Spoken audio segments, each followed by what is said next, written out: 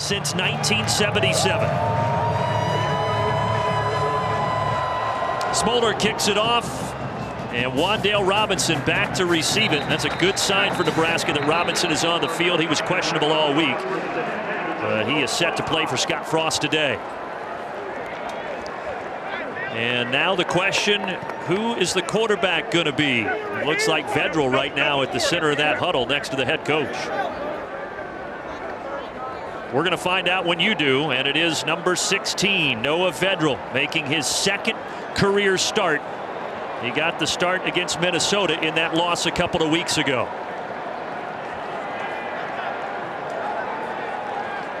So no Adrian Martinez, at least for now, and Dedrick Mills will start in the backfield to his right. And off the play fake, here comes pressure, and they dump it out over the middle, and that's Noah. Kennevi Noah with a nice catch and a quick 16-yard gain.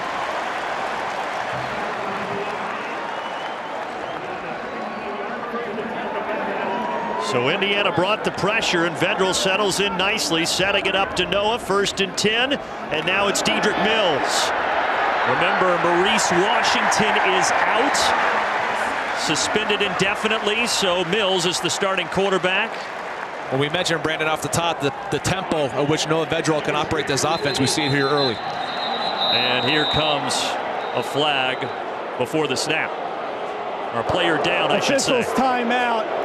Injured defensive player.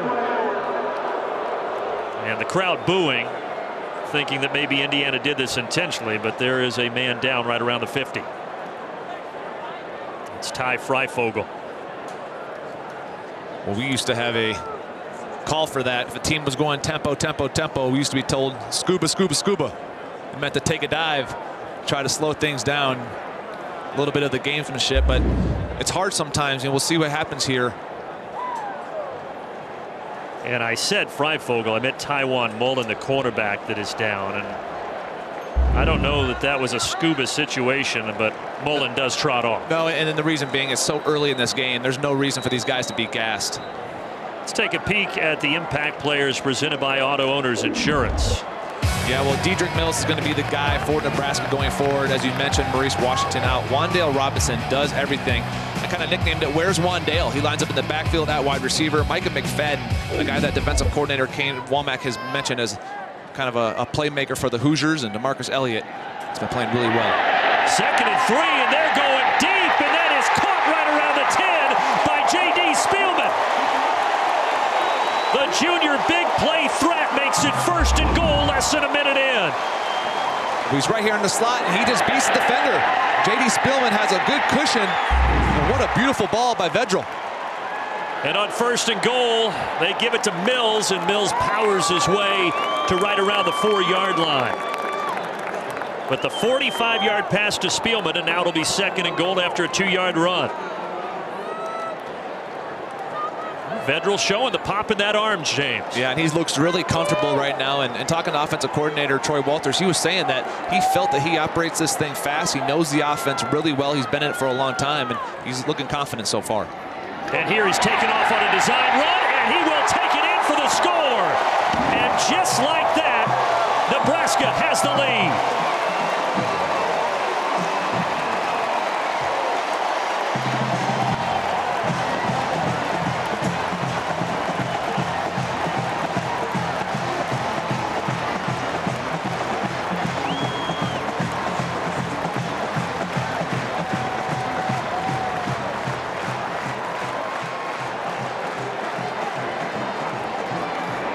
His 2nd career start and his 2nd career touchdown run. And a good sign for Nebraska also. Barrett Pickering, they're starting. It showed there on the first drive. And they jumped on him with that tempo. They were going quick over and over, getting up to the line of scrimmage really fast, and really had that Hoosiers defense on their heels. Preston to kick it away. And Ellis coming up, taking it on the run. Sneaks it across the 25 to around the 26-yard line. Let's go back to that long pass to J.D. Spielman. Yeah, I want you to pay attention to Juwan Burgess here. He has been playing really well for Indiana, but what happens is he gets caught looking in the backfield and he's flat-footed. And once you're even right here with J.D. Spielman, Spielman's going to leave you. You're not going to be able to catch up. He stays square for way too long, and that's what gives him the space for Spielman to get by him. Like I said, Juwan Burgess had a big game last week, a really big forced fumble recovery, but he'll want that play back. And now the focus on the Indiana offense as Peyton Ramsey gets the start again for the injured Michael Penix. And a quick throw out to Ty Freifel, or Whop Philyor rather. For Whop Philyor, that is his 100th career reception. As we get a peek at Peyton Ramsey, who was really good against Maryland when he came in for the injured Penix. Yeah, he came in a tied ball game and did a really nice job of leading this team to a victory. And in today's college football, for a guy to stick around as a backup quarterback, it's an impressive young man. Making his 19th career start, this time underthrown. He had Philyor, but he missed it. Indiana, this offense, 520 yards against Maryland. They're happy to have Hunter Littlejohn back at center as well. Yeah, they had to shuffle that line around last week, and Stevie Scott has been getting going for this Indiana offense. Just in the first 5 games, only 281 yards. The last 2, 272. He's been catching fire. An early third down.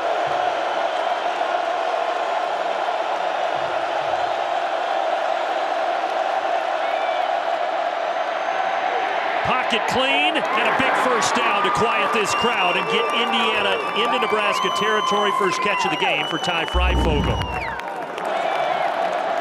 Just a nice job that time, being patient, that good protection, getting the ball over the middle of the field. A nice route by Freifel, finding the space in that Cornhusker defense.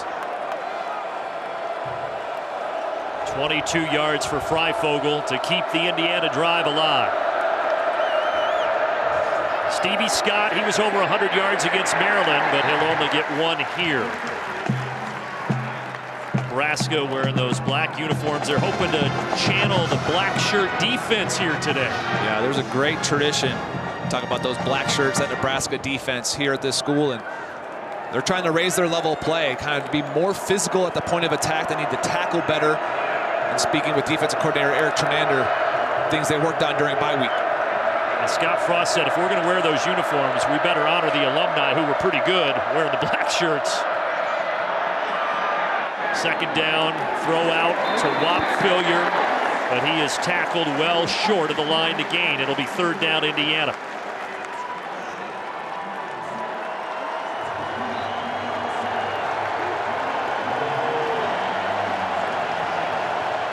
And this crowd amped early.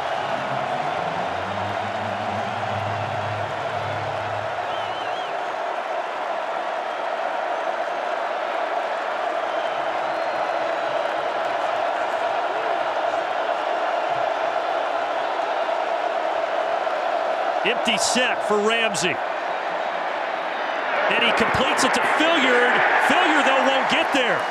He's going to be about a yard short, but James, I'm guessing Indiana goes for this. What do you think? Yeah, if I'm Tom Allen, I'm saying to my squad, hey, we came here to Lincoln to win. We're going to be aggressive. You have a big tailback, 6'2", 231 pounds. You either give him the ball or do some kind of zone read action. Let your veteran quarterback, Peyton Ramsey, make the right decision. And remember, speaking of the run game, this Nebraska defense, the last 4 games, giving up 267 yards on the ground per contest. They don't give it to Scott, though. Off the play fake, wide open, Whop Philyor. And Indiana's into the red zone. That was well executed. Well, Nebraska was thinking the exact same thing that I was mentioning earlier, that it was going to be a run to their big running back instead. Play action pass got him. White hat today, Ron Snodgrass, ready to announce the penalty. Roughing the personal foul, roughing the passer, defense. Number 7, half the distance to the goal, first down. That's on the senior Mo Berry. Yeah, you just can't hit a quarterback late. That's really just a nice job by Ramsey. Whop Philyor does a nice job, just a little easy corner route. When I asked the offensive coordinator, Kalen DeBoer, about what matchup do you like, he goes, I like that anytime Whop's on anybody. I like that matchup in the slot. And so far, he's been active in this football game. Well, against Maryland, he had just 2 catches for 6 yards. He already has a few here, and up over 100 now on his career is Whop Philyor. Empty set again for Ramsey, and plenty of time to throw it, but no one to throw to. And at the last second, he just heaves it out of bounds. Auto Owners Insurance Impact Players, James, on this side of the football. Yeah, well, Wap Fillier, we've seen him so far in this first drive for Indiana. Peyton Hendershot is second on this team in receptions and yards, tied for touchdown receptions. Muhammad Berry is very active for this Cornhuskers defense. And Lamar Jackson, he is second in the nation with 11 pass breakups. With the big body wide receivers of Indiana, he's going to have a big game holding up. Stevie Scott went in motion. Keeper, Ramsey, nowhere to go. Looked like he had a little bit of daylight, but coming up, JoJo Doman to make the stop.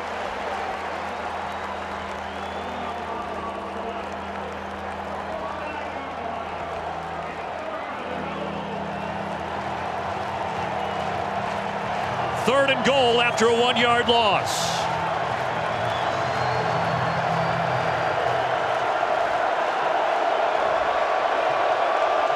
Indiana subs in Ronnie Walker in the backfield.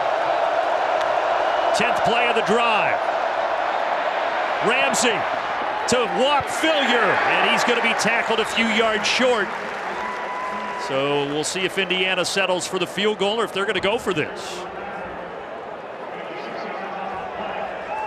It's like they're keeping the offense out there. Well, they're setting the field goal unit on now. I'm saying it's early in this ball game. I know you want to match the touchdown that Nebraska got, but you need to get some points on the board if you're Indiana. Yeah, that's maybe a situation where if you got it to the 1-yard line, you go for it, but 3 a little too much. Well, no question. And we know Tom Allen is super competitive, and he wants to be able to get 6 here, but you have to be smart when you're not on that 1-yard line, as you mentioned. 22-yarder for Logan Justice. And it is just inside the left upright, but good all the same. Logan Justice, one of 6 kickers in the nation to still be perfect on the season. He hasn't missed. 5 catches for Wap Fillier. Got Indiana into position, but they couldn't punch it in. Let's check back in with Rick Pizzo. Brandon, as impressive as Noah Vedral was on that first drive, leading the Huskers to an opening touchdown, I was just as impressed by his sideline demeanor.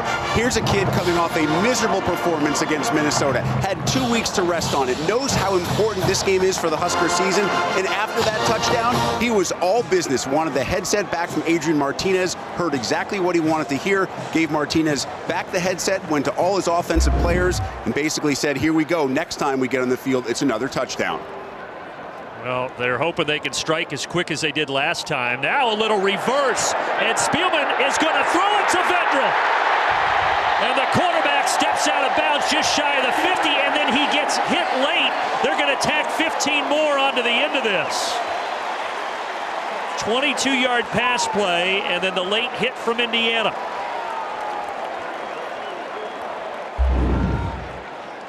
We see here they give the ball to Wan'Dale Robinson. Vedral, no one's going to pick him up as he leaks out of the backfield. Nice hands extending for the catch. And then you see the late hit by Burgess there. And gosh, that's tough as a defender, Brandon. This is difficult. You don't know whether he's in or out. Late hit out of bounds. Defense, number 5. 15-yard penalty. First down. Yeah, that's a good point, James. Burgess didn't know that he had stepped out. No, that's not fair to Burgess there on that call, and I understand that the official can see that he steps out of bounds and thinks it's late. But as a player, you're trying to come inside out. You're trying to get to the ball carrier to force him out. You have no idea. You're not hearing that whistle as the crowd's going nuts on the reception. This is a tough penalty going against Indiana. Yeah, I'm with you. That is tough luck for Juwan Burgess and Tom Allen. But it gives Nebraska great field position already inside the 35 of Indiana. And now whistles before they gave it to Wan'Dale Robinson.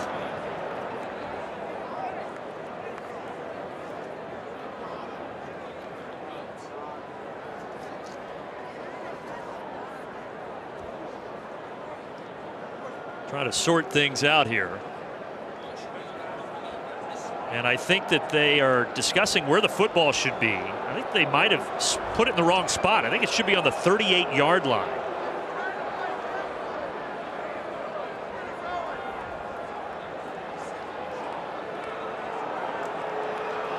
And now the crowd growing antsy. They're booing. At least Scott Frost can get a chuckle out of all of it.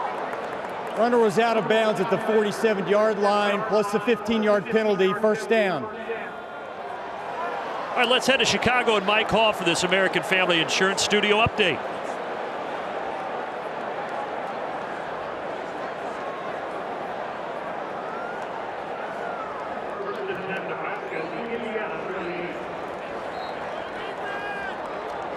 Yeah, last week it was Illinois shocking the college football world, and of course that helps out the undefeated teams in the Big Ten. Now this is Wan'Dale Robinson, and he is breaking tackles.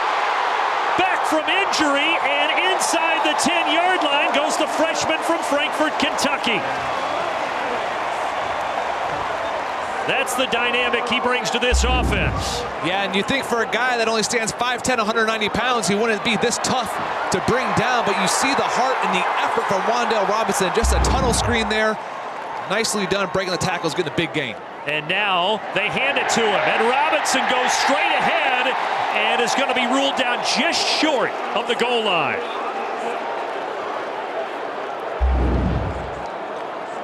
You see that knee goes down right there. The ball still short of the goal line. Nebraska with tempo, trying to get up there that time, and you think Scott Frost might just go do the same thing. We'll see what they do. This Indiana defense right now on its heels.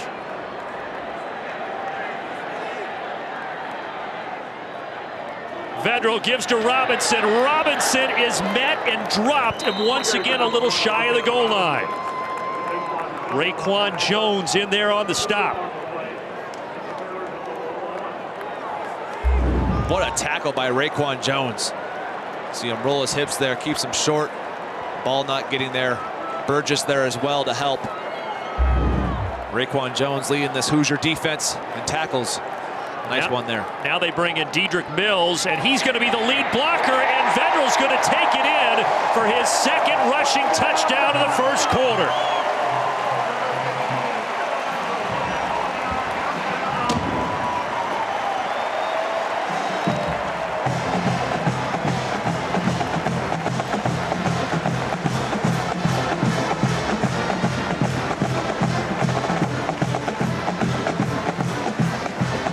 Mills, the lead blocker, and what a start for Vedral. 3 for 3 passing it, 2 rushing touchdowns, and then he had the reception earlier as well. And the PAT good by Pickering to get those pair of touchdowns. This time a squib kick. And a return out shy of the 30-yard line.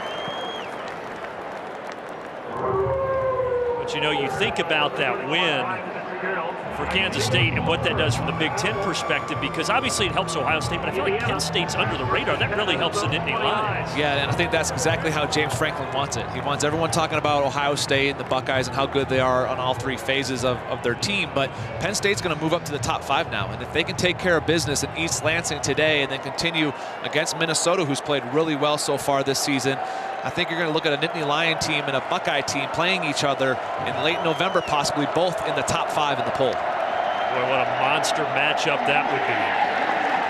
Nothing going here for Indiana on the ground. But as you mentioned, Brandon, it's any given day. Either team can win. We have a lot of guys, a lot of talent, not only in the conference, but across the nation.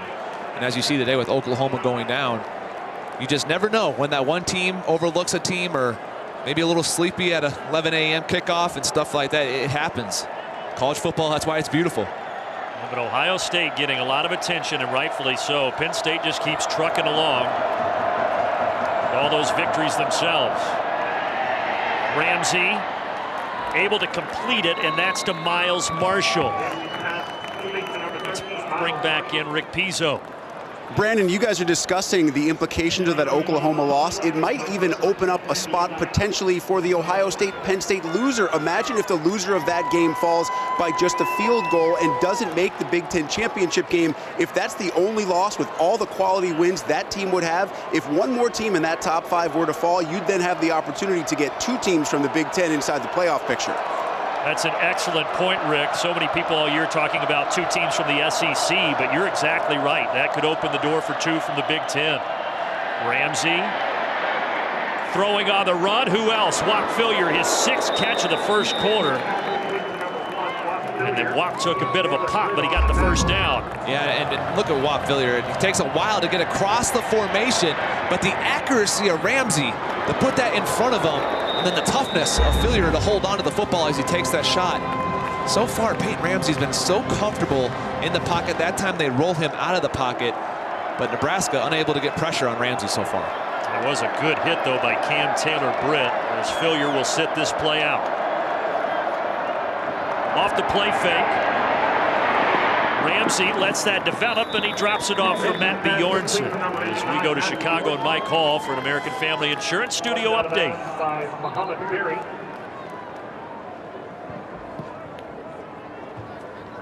4-yard gain on the play, 2nd down and 6 from the Nebraska 38. Well, they continue to roll.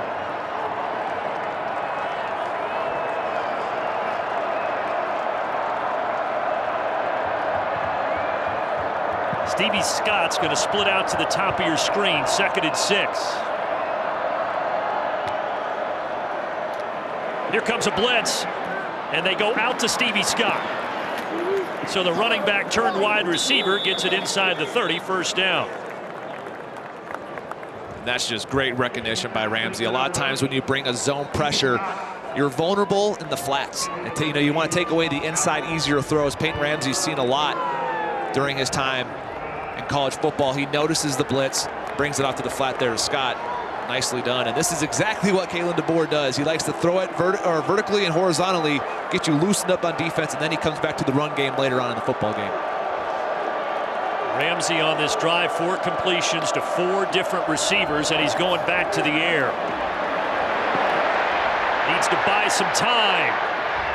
Philyor, did he stay in bounds? Yes, they say. Toe tapping inside the 10. Well, let's see here. Does he get it? There's the ball in his hands. Foot is down. Ooh. Did he have possession? That'd be tough to overturn.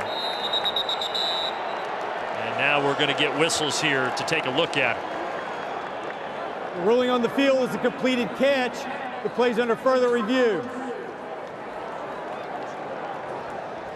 But you're right, he did have the feet inbounds initially. Did he have firm grasp of it, though? I think that's going to be the question.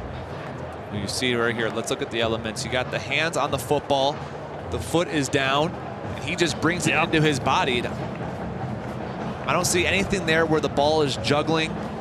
A lot of times, if the ball's still moving as they bring it in. But that looks like a catch to me. Okay, good time for the first time to welcome in Dean Blandino from LA. Dean, what did you see? Yeah, I like this as a catch. You have to establish control first and then watch that left foot is still on the ground as he brings it into his body, and then he maintains control. So it's close. They're going to take a look at it, but I would imagine they confirm this, or at the very least let it stand. Now, which you can't see here, Dean, but if you saw the ball kind of jostle free on the exchange from the hands to the body, then would that be ruled an incompletion at that point? It could be. Again, you have to establish firm control first. So if he doesn't have control, then the body part, the foot, if that foot comes up off the ground before he establishes control, then we would have an incomplete pass. Firm, completed catch. And there we go. Thank you, Dean. Completed catch, as you and James speculated, in Indiana with a 1st down. Great catch by Whop Philyor. Yeah, and already that's 7 on this ball game for Whop Philyor, and he's been obviously a main focal point for this Indiana offense. But again, it's the accuracy that Peyton Ramsey has, and so far he's 11 for 13.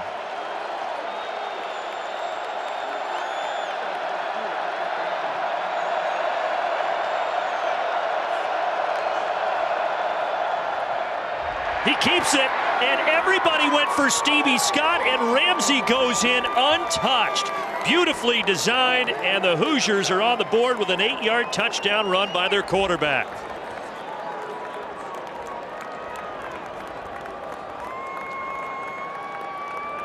So we've had 3 touchdowns in this game, all quarterback runs. Yeah, Peyton Ramsey saying, no, Vedral, I see you. I see you over there with your couple touchdown runs. Let me get one myself. And as you mentioned, what about the play design that time by offensive coordinator Kalen DeBoer? Nicely done. Justice missed it. His first miss of any kind this year. He was 27 of 27 on PATs and 10 of 10. Gets set to get the football back here.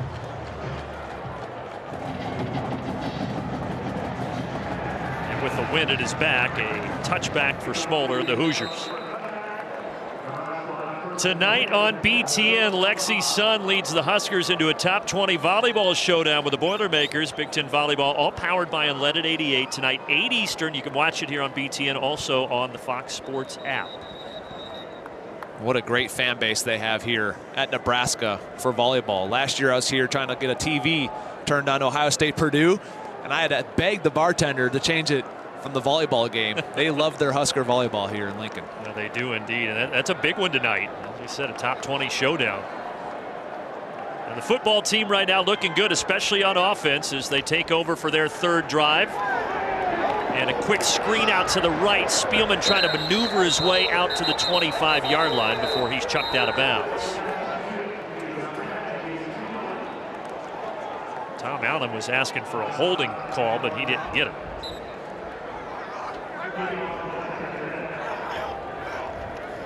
No gain on that play, and now they'll go with Dedrick Mills, and Mills will get a gain. He's a powerful runner, lowering it. So Allen goes off, and now Wan'Dale Robinson gets the carry, and a nice run out near midfield before he's tackled by Andre Brown. I mentioned it's the where's Wan'Dale. He already has a reception. Now he has a couple carries. He lines up all over the place for this Cornhusker offense. Such a versatile athlete. So happy to have him back out there. He was a game time decision. And again, they're missing Maurice Washington, their normal starting running back. No carry or no gain on the carry that time for Wan'Dale Robinson.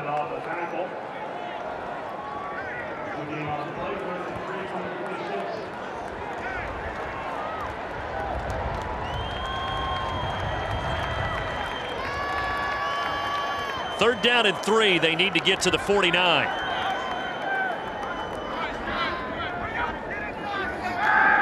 Looking to the left, going to Robinson, and he barely does make it to the 49 for a first down, gain of 4 yards.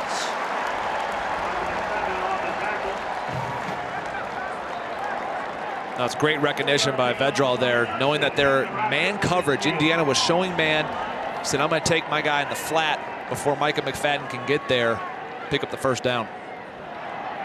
Robinson getting a breather on this play. Dedrick Mills back in to the right of Vedral.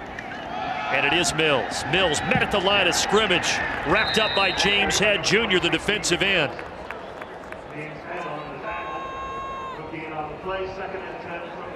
Young sophomore who has worked his way into a starting role this season. Yeah, and if you're defensive coordinator Kane Womack, you need a big stop here. You need to be able to hold this Nebraska offense for the first 2 drives that went down with ease. Mills motions out left. And they're going to go to the tight end, Austin Allen. Allen will be a yard shy of the first down marker.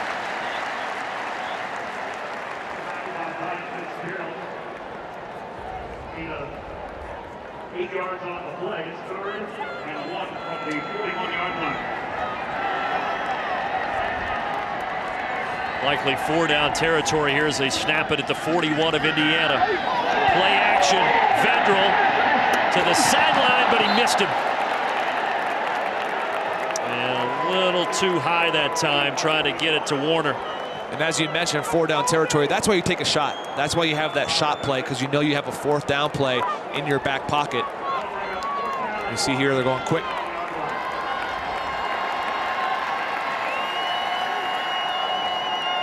Vedral steps away and they snap it. Little deception straight to Mills, and it worked. Had Indiana a little on their heels looking to the sideline. He had me on my heels up here. I saw Vedral look to the sideline. I started looking at some of the signals. The next thing you know, the ball snapped. Look at the gamesmanship. You're going to see Vedral peek over at Scott Frost and the direct snap. And to have the confidence in Juergens to get that snap, the young center to execute that. Some nice trickery out of Scott Frost. That'll wind us down to the end of the first quarter, and the crowd, they like what they have seen through 15 minutes of play.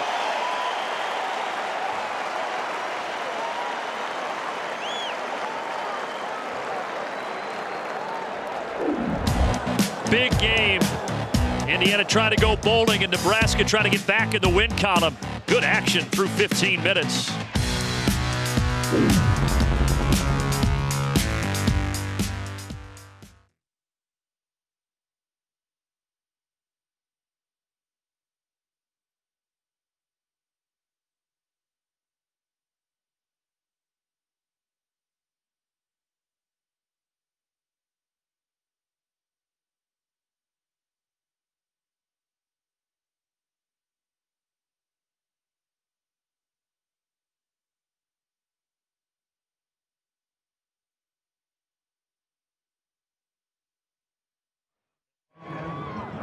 Strategic Research Institute at the University of Nebraska. And they do it all with one mission: to help keep this country safe. One scientist, one research, and tomorrow.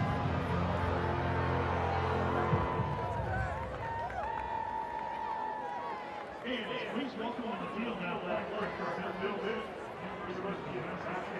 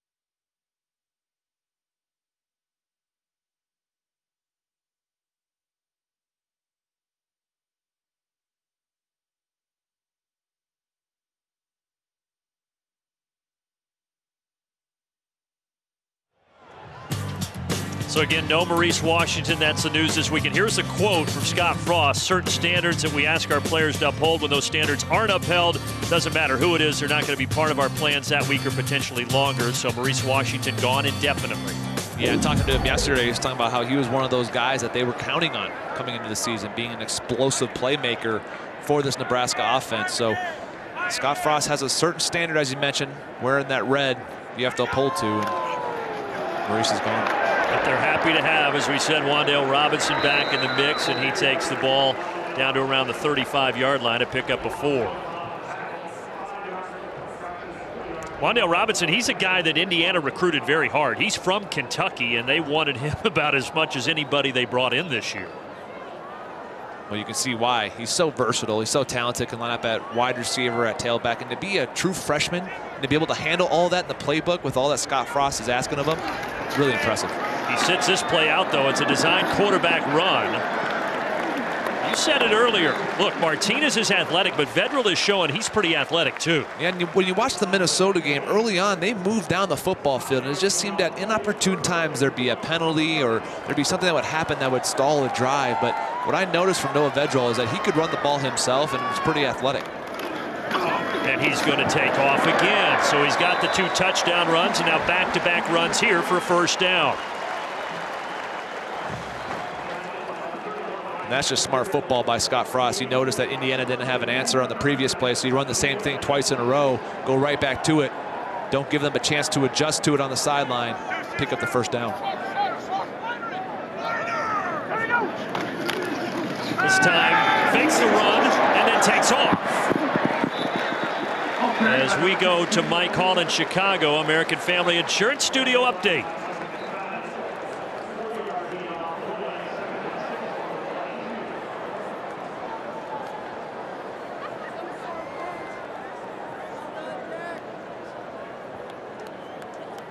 What a year it's turning out to be for Minnesota.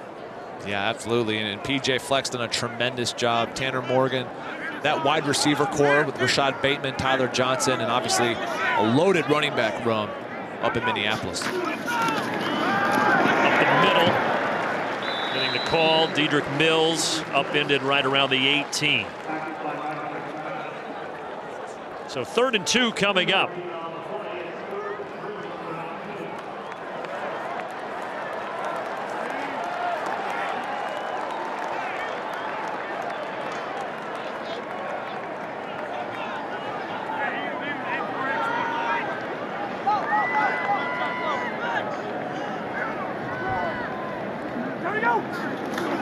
Running to the left, Vedral is hit and he dropped it, and Indiana picks it up. Going the other way is Big Alan Stallings. Stallings can move at 246 pounds. Vedral catches him inside the 10. Well, the crowd cheers, but that is a very pro-Indiana play. Jamar Johnson forced it free. Alan Stallings picks it up, and it'll be 1st and 10 Indiana. Well, there's a lot here to break down, but you see the ball goes off his right knee. That is a fumble. It looked like it was going to be a pass, like there was a long developing kind of pass as he's rolling out. Stallings picks it up, and how about the effort of Vedral? He gets tackled here. You see the ball come out. The ability to get up and save the touchdown. I think he was trying to pass it. At the end, he just got tackled. I can come out. All right, let's check in with Dean Blandino as Alan Stallings catches his breath here. Dean, we think that that's a fumble. Do you agree? I agree. I thought initially maybe he just flicked it forward underhand, but you see great looks here. Ball out before the hand comes forward with control. Another great look. That is a fumble. Call on the field should be confirmed. All right, thank you, Dean. Yeah, I think, James, you're right. The fact that it hit his knee was the real obvious call there. Yeah, and like I said, I think the way the play was designed and everyone's eyes back to the quarterback, I think he was making it look like a rollout was going to throw. It's a long developing play. And a nice job, as you mentioned, by Jamar Johnson. Pulling the trigger, going up and getting him down, forcing the fumble. Stallings still catching his breath. The big fella trying to take it all the way and nearly got there, but a game-changing plays. And talking to Kane Womack, he said to us, we need 10 of these a game. That's our goal, and that's a takeaway, that's a sack, 3 and out, 4th down stop, or a defensive touchdown. Well, that's a takeaway. You got 1. They had 9 a week ago against Maryland. Very timely takeaway, if it stands, for Indiana. But as you said, at least give Noah Vedral a lot of credit for tracking down Stallings. So you see the effort to go lay out. Again, that's not easy. When you've been on a long drive yourself, he's carried the football himself. Confirmed. 1st down and goal from the 8-yard line. As we speculated, Indiana football. Not all game-changing plays are created equal. That was a big one. Oh, it's huge. You think Nebraska's going to at least come away with a field goal here. And now it changes the dynamic of this football game here early in the 2nd quarter.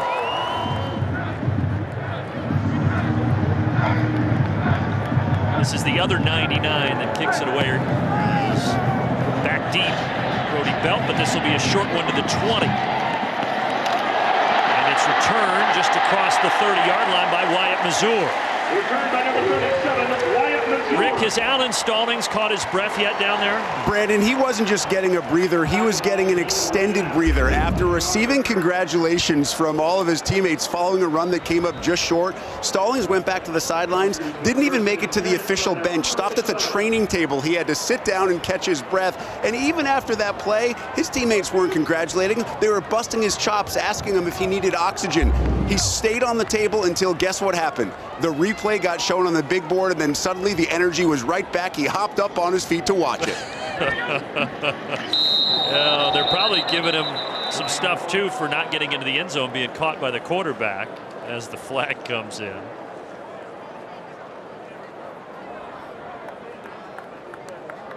Ball start. Offense, number 76, 5-yard penalty, first down.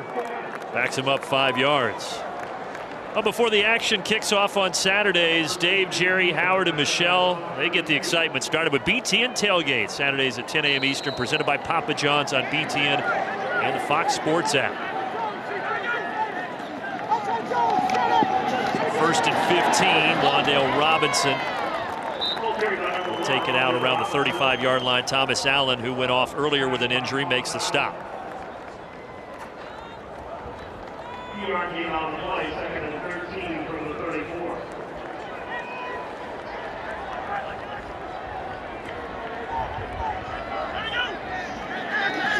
Play fake on 2nd and 13. They get it outside, but that is sniffed out by Cam Jones. Coming up to make the hit on Jack Stoll. Yeah, Marcelino Ball applying the pressure there on the blitz on the perimeter. Great eye discipline by Cam Jones that time. He is fun to watch on film. His closing speed is super impressive, but his ability to keep his eyes on his man, comes back across the line of scrimmage, makes a sure tackle, forces the 3rd and long. So Nebraska needs to get to the 47-yard line, and this isn't going to do it. In fact, they're going to go in the wrong direction. Shamar Jones, first man now, a flag comes in here. They have a face mask.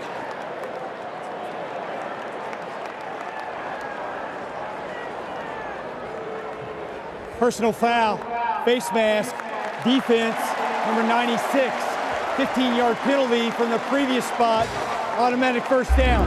That's a bailout right there. Yeah, it is. And when you talk about the momentum was turning towards Indiana, you think you have a 3 and out. Instead, it's a face mask, giving Nebraska a new set of downs.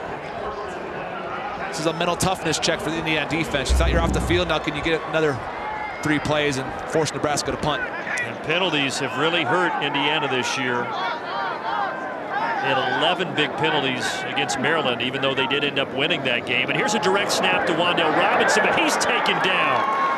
Nice job by Alfred Bryant coming in there. He wasn't fooled. And again, that's the 3rd kind of trick play by Scott Frost. And talking to the defensive coordinator from Indiana, Kane Womack, he was saying there's already so much to prepare for. Those are 3 new wrinkles already in this football game from Scott. And then a low snap, but Vedral handles it, goes downfield, and completes it to Mike Williams.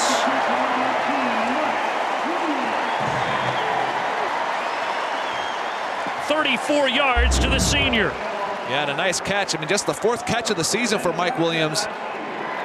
Nice job bringing it in, and great accuracy by Vedral. And guess what? Nebraska's going quick. Wandale Robinson, so elusive inside the 15-yard line. And Indiana once again has Thomas Allen down on the field. Remember, he was down earlier in the 1st quarter.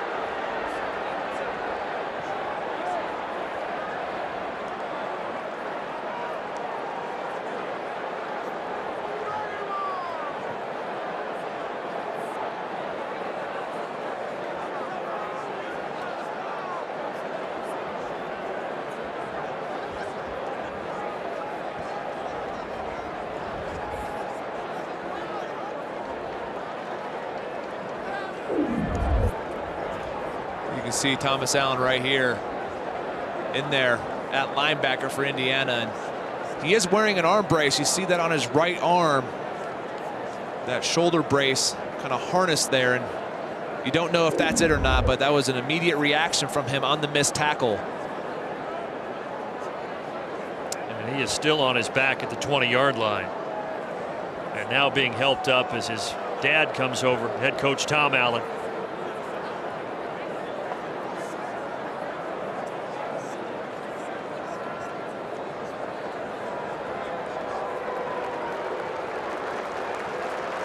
And now the crowd applauds as Thomas Allen walks slowly off the field.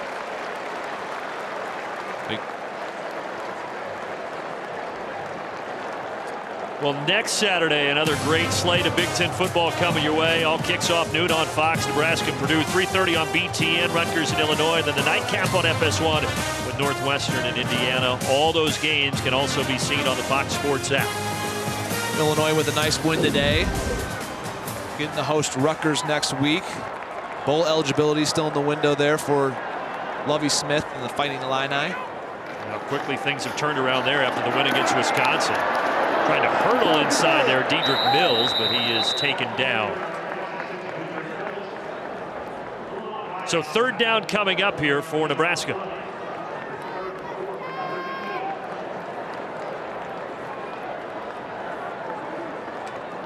Again, we mentioned the face mask earlier on this drive that gave Nebraska the new set of downs, kept this drive alive for them. If you're Indiana, you're thinking you got to at least hold them to a field goal, try to keep some of that momentum. Spielman in motion. Robinson spun forward to the 10-yard line. He's going to be a little short, so a decision coming up for Scott Frost. The crowd, of course, wants the offense to stay on the field, and right now they are.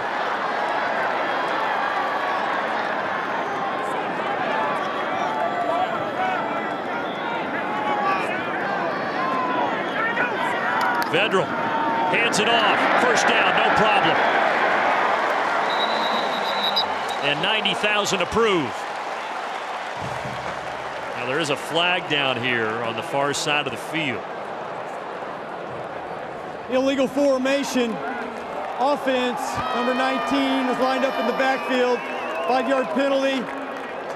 Fourth down. And that changes things. So now Scott Frost is going to have to send out the field goal unit. And that's got to be disappointing for Scott. You get a first down there, you're thinking you have an opportunity to take a shot at the end zone. Instead, you're going to attempt the field goal.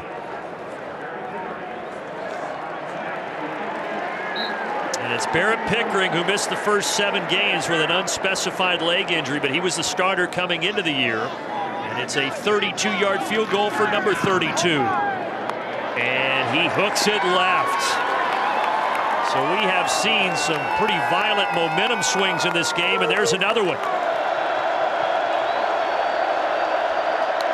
3rd and 1.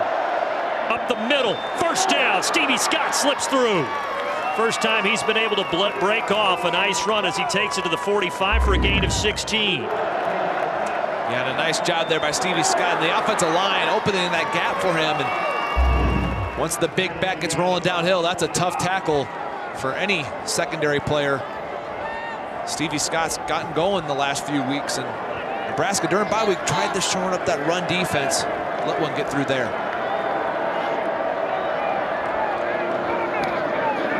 This time they flip it back to Ramsey, but it's going to be incomplete in the direction of Miles Marshall. Little flea flicker action.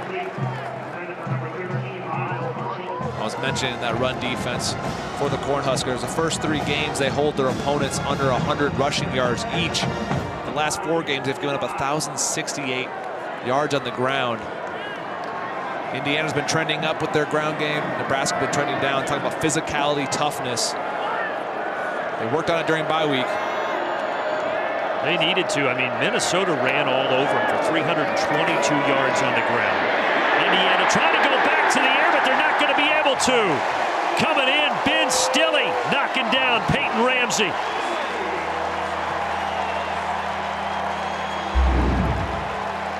Loss of 7. Well, there's Ben Stille right here, and really this is because the coverage downfield. Look at how much time Stille has to get around the corner and get to the quarterback. Peyton Ramsey looked through his reads. You see downfield here, he has nowhere to throw the football. Setting up a big 3rd down. 3rd and 17.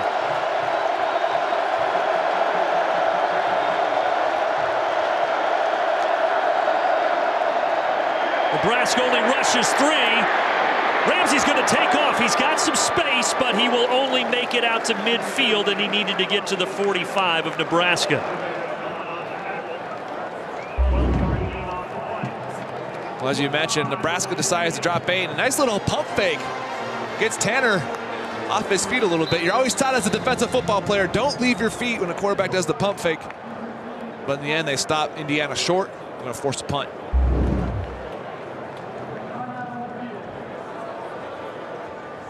Ramsey and that Indiana offense back to the sideline as Nebraska has Khalil Davis down on the field at the end of that play. And we'll step aside.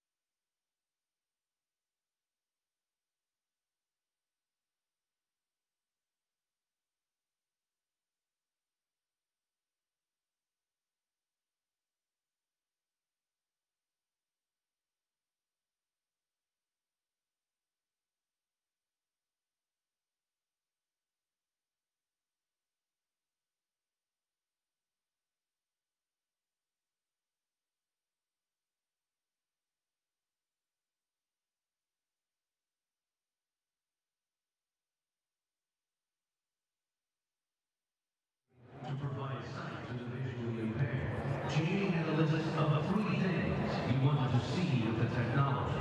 My wife, my kids, and Nebraska goal. Last fall, he had the chance to truly see his first national football game. I knew how great our football was and way more than I ever thought that it was going to be. And there cared a lot. I cared about that. It was not great for me.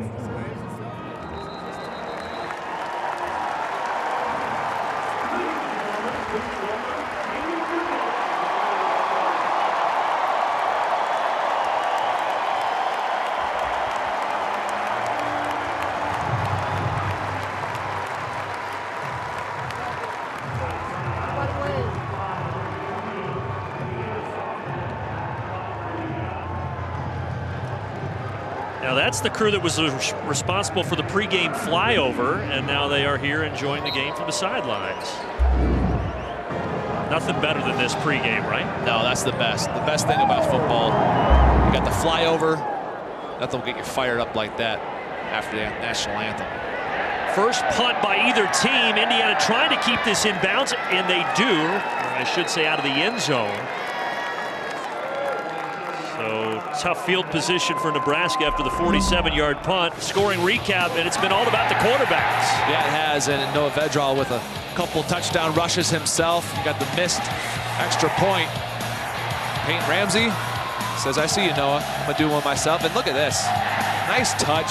He's accurate. 13 for 16. And so far, it's the battle of the backups. This is Noah's second start in his career. Peyton Ramsey has a little bit more experience than that. Starter a year ago, and talk about the character he has to stick with it after being replaced by Michael Penix as a starter. Sticks with it, loyal to his team, and does a nice job filling in when needed. Vedral lost it at the end of the play. Still fighting for it. And it looks like Nebraska has it, and they do. Dedrick Mills was able to recover it. And Vedral looks slow to get up. You're exactly right. The backup quarterback Vedral is down. Now there is Luke McCaffrey, young freshman that they're high on. And might we see him next?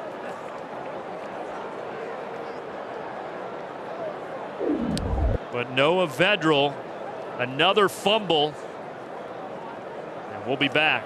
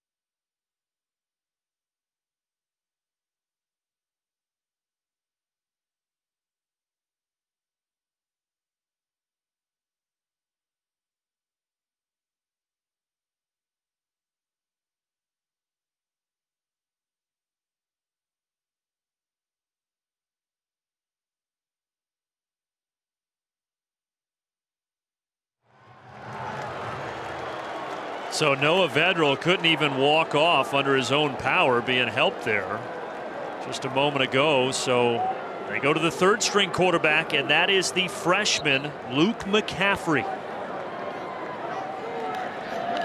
And McCaffrey trying to run it on the first play, and he's going to be swallowed up quickly. Luke McCaffrey, yes, of course, the brother of Christian McCaffrey, the son of Ed McCaffrey. They have high hopes for his future, but he's thrust in here. Yeah, and the only experience, he has one carry on the year for 3 yards. That was his second one right there, and obviously you recognize the name. You know that he's a very athletic quarterback. And they were going to use him against Minnesota, but just the game kind of got out of hand to the point to where they didn't want to put him in. Now being called upon. 3rd and 1, down 2 early in this football game. Has yet to throw a pass in his young career, and here he's going to hand it off to Mills. And Mills is going to be stopped, apparently for no gain. James Miller coming up and making a nice stop defensively. And Nebraska will have to punt it. Yeah, what a nice play by the redshirt freshman. Getting blocked, says, you know what? I'm going to get off this block of Juergens. I'm going to make the tackle for the 3rd down stop. That's big by Indiana. Was it ever? And now Isaac Armstrong punting from his own end zone. Whop Fillier coming up, fair catch just across the 50.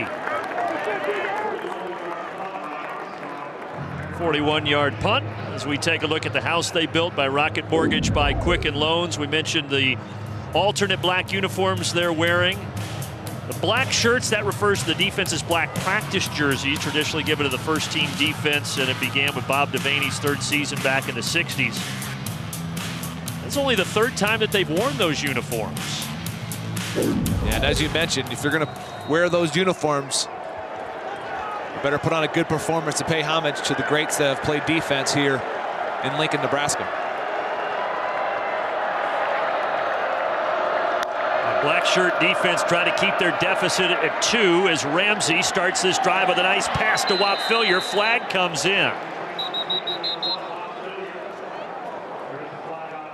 As it stands right now, it's a 20-yard gain, and it would put Fillier over 100 for the first half.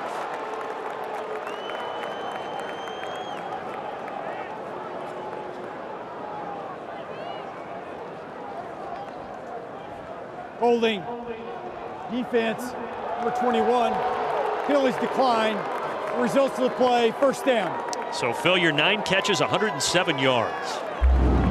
Yeah, you think he was a big part of the game plan? You'll see here is Lamar Jackson grabbing the arm. Didn't matter. Back shoulder throw. Again, the accuracy that Peyton Ramsey throws with is unbelievable. And moving down the field again here for the Hoosiers. And Nebraska feels like they've got good corners in Jackson and Boodle, but they've had their hands full this afternoon.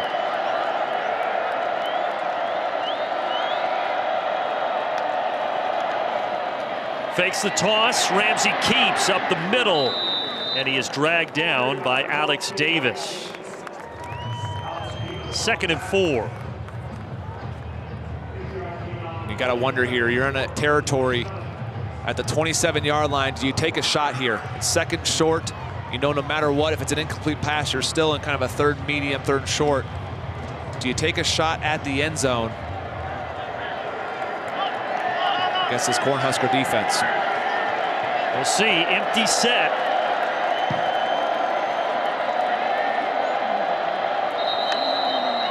Whistles before the snap, and a timeout by Indiana. Indiana, they're first. This will be a 30-second timeout. And now we get a 30-second message with our sponsor, Nationwide. All right, Brad, once again, I have revolutionized the songwriting process. Here we go. I know I can't play an instrument, but this is my forte. Obviously, for auto insurance, we've got the wheel route. Obviously. Retirement, we're going with a long-term play. Makes sense. Pet insurance. Wait, let me guess. Flea flicker. Yes. How'd you know? Been studying my playbook. Yeah, actually. 2:35 to go. Indiana using their first of 3 timeouts. Do you think they might take a shot in this spot, Jay? Well, whenever we had a team that was between that 25 and 35-yard line, we used to call it the green zone or the shot zone. You have to be alert for it. Most teams assume they already have 3 in the bank. Take a shot towards the end zone. Split Scott out, and they throw it to him. And Stevie Scott stretches forward toward the first down marker. You know, Brandon, it's really interesting. Stevie Scott was recruited by Scott Frost's staff when he was at UCF as a linebacker. Tom Allen told me today IU also recruited him as a linebacker, but Mike Hart argued with the head coach, the running backs coach in Indiana, said we should give him the choice. Scott decided to choose running back, and as Allen told me earlier today, I think that's worked out pretty well for us. I would say so. He's been a revelation ever since last year when he came in as a freshman. Got Indiana the first down there as we approach 2 minutes. Ramsey fakes the throw, then does dump it off underneath, but it's intercepted by Alex Davis. A little behind Fillier, and Alex Davis, the senior, just got his first career pick, and it's a big one.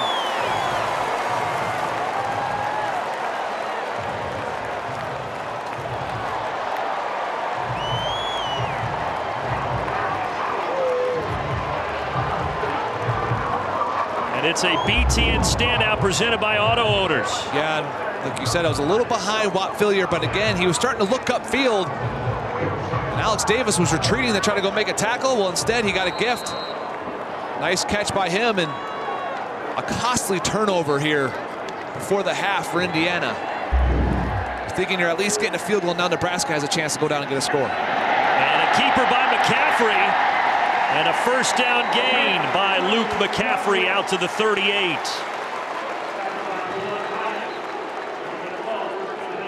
And Ramsey back to the headset. McCaffrey, first pass is a Nebraska Cornhusker, and it's complete to Wan'Dale Robinson. And Robinson backing his way all the way near the Indiana 40. As you mentioned, so far it's been a run with McCaffrey and then a screen pass. Nice, easy throw for Luke McCaffrey, and going tempo again for the Cornhuskers. Plenty of time, all 3 timeouts as well.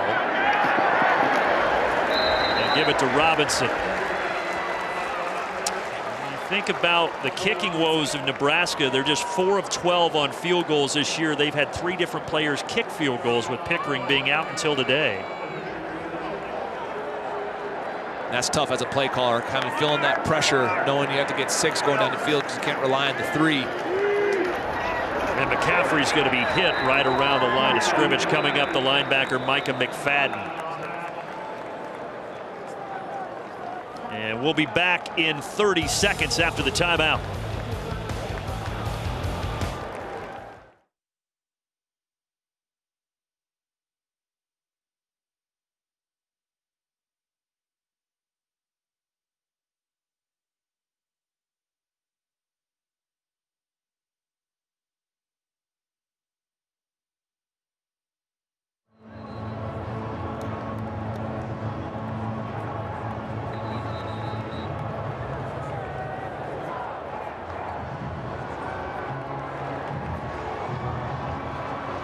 Coming up at the half, Mike Hall and the gang going to get you caught up on Week 9 of the Big Ten on the Reese's Peanut Butter Cups halftime report. Ohio State with the big win in Wisconsin. You have to wonder how often Luke McCaffrey has worked with the first team offense in a 2-minute drill. And I know you can do it. Having bye week a week ago, the opportunity to do it with maybe the 2s, but not with the 1s. Yeah, different situation here. So he turns around and hands it off, and Robinson almost broke that thing, but he was taken down by the safety, Khalil Bryant. Still an 11-yard gain, 2 timeouts, 45 seconds. If I'm defensive coordinator Kay Womack, I'm telling my guys, hey, they haven't thrown the ball downfield once with McCaffrey yet. Try to stop this run game, force them to throw it downfield. Spielman in motion. This time McCaffrey is going to throw it downfield for the end zone. And it is caught for the Nebraska touchdown by Kenavaya Noah.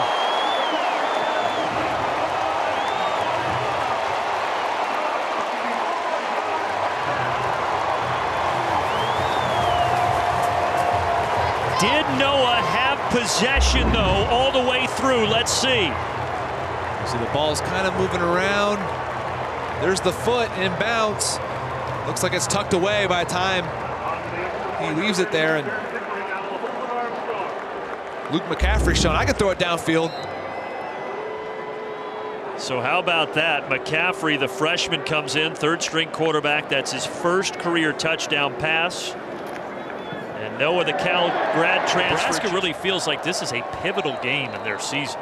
Yeah, absolutely. When you look at the coaches will never say this publicly, but when you look at the schedule, you have an understanding of teams that you feel like you match up with athletically, and some teams where you're going to need to play a really clean game to win. And I know Scott Frost looks at that schedule and says this is one that we need to win, especially here at home in Lincoln. Well, that is going to make things difficult for Indiana if they wanted to try to do anything with 34 seconds to go. Let's see that touchdown again. You see the rollout here to the right. Two guys pull. So Indiana's thinking this is a run with the quarterback. And they fool Marcelino Ball. You see right here, it looks, ball drops in the flat like it's his own coverage, and you have to credit McCaffrey for finding him. And again, the play design, nicely done by Scott Frost and offensive coordinator Troy Walters. Teammates celebrating with McCaffrey. He looks like a freshman. He is baby-faced over there on the sidelines. And now Indiana looks like they're content to just go into the locker room down 21-16. The Hoosiers will receive the kick in the third quarter, but they will be down by 5 after that last touchdown drive by Luke McCaffrey and the Cornhusker offense. Really, both these teams are saying, what if? You know, you think about the one fumble recovery by Indiana that go all the way down, switches momentum, and then the interception by Ramsey, throwing it behind Watt Fillier. That leads to a Nebraska score. So a little back and forth, constantly turn both of those teams. But when you're to your third string quarterback possibly here in a football game against a confident Indiana team, it could go a long way to your bowl eligibility to get a win today. All right, let's go down to Rick. Brandon, I caught up with Scott Frost as he was leaving the field to head in at halftime. I asked him how much of what he would call for Adrian Martinez or Noah Vedral that he would call for Luke McCaffrey in the second half. He said, all of it. Then he paused for a second and added, at least I hope I can call all of it. As for Tom Allen, I asked if the 35 rushing yards bothered him, if he felt like the Hoosiers had to get something going on the ground. He said, absolutely not. We are going to stick with our strength. And right now, that's taken on this Nebraska secondary. Peyton Ramsey, Rick, 15 of 19, very efficient in that first half.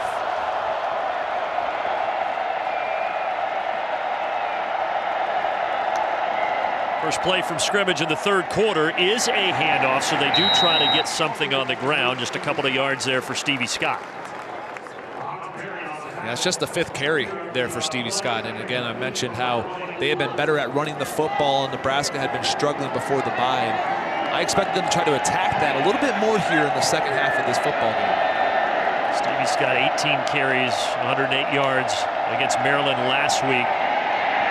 Over the middle, Fillier couldn't hang on. Incomplete as he was dragged to the ground by Colin Miller, who is actually an Indiana kid from Fishers, Indiana, just up the road from Bloomington. Yeah, nice job finishing here. Fillier has the ball, but you see Miller lay out with that right hand kind of swipe down. Nebraska trying to force a 3 and out to start the second half.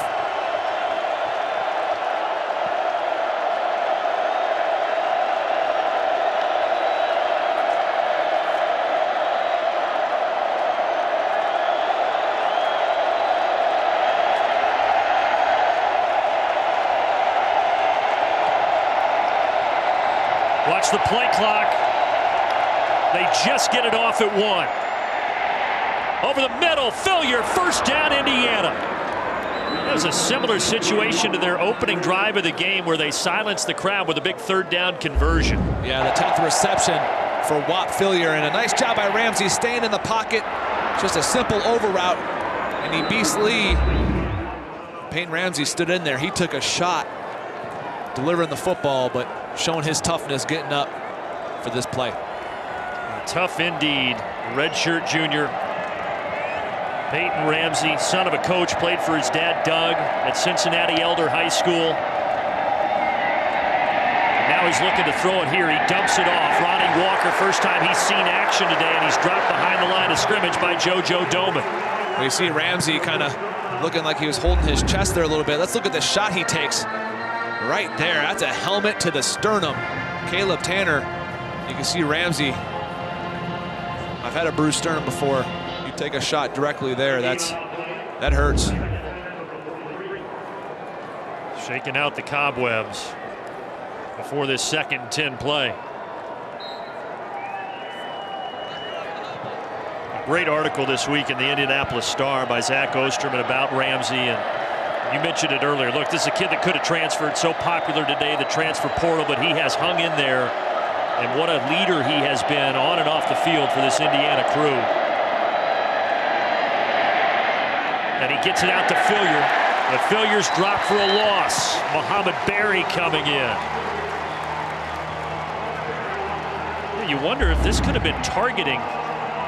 Well, you look at it, he leads with his helmet. He puts that helmet down and uses that as a weapon there right in the sternum.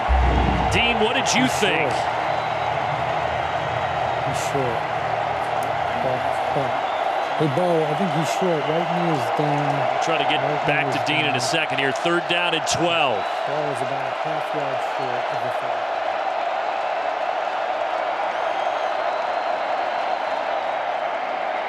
Clean pocket for Ramsey. Fillier again. 1st down, Indiana. Just a couple of gigantic 3rd down conversions. Ooh, Fillier better be careful. And a flag comes in because of what you just saw.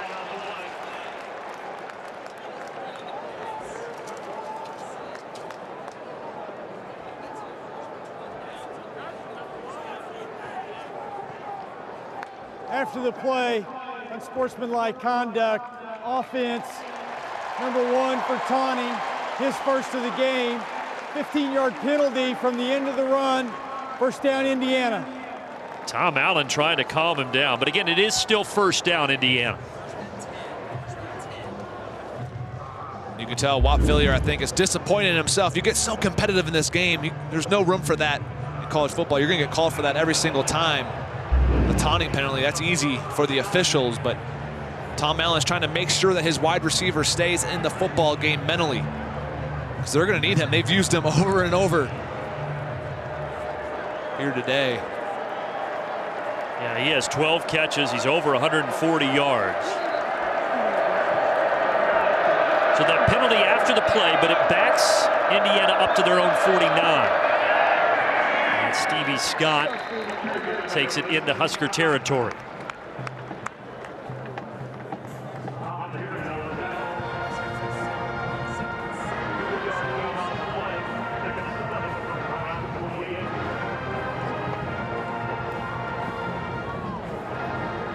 Whop Fillier back out there.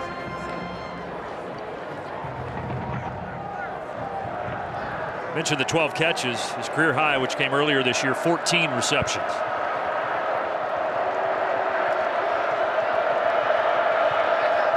He's in motion. Ramsey going to Ronnie Walker, had to come back to grab it. He's going to be a yard shy of the marker, 3rd down. See here, yeah, that ball hits the ground there. You see that rolling on the turf.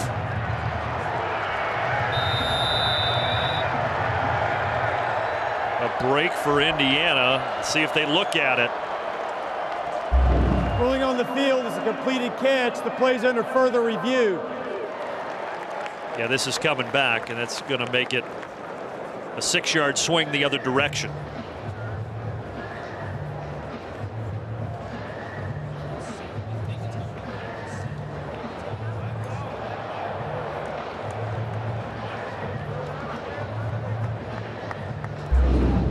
Another look. Yeah, no question. Yeah, the thing hits the ground, it rolls. That's going to be easy to overturn, and it's going to bring up, I believe, 3rd and 7 here. But Indiana today, James, they have been really good on third down. Yeah, they have. They're 4 for 7 here today so far, and you have to figure that Whop Philyor is going to be the man that they're going to look to. They've looked to him all game, 12 receptions, 147 yards, and on a third down and 7 on this first drive of the second half, I expect them to try to target Whop again. And Ramsey 19 of 24. Trying to figure out where the clock is and all that stuff. And now here's Ron Snodgrass for the announcement. After review, it's an incomplete pass. Third down at the 48-yard line. Please reset the game clock to 11 minutes, 47 seconds. 11:47. Thank you. 3 times in this game, Indiana has converted a 3rd and 6 or more, and they'll try to do it again here.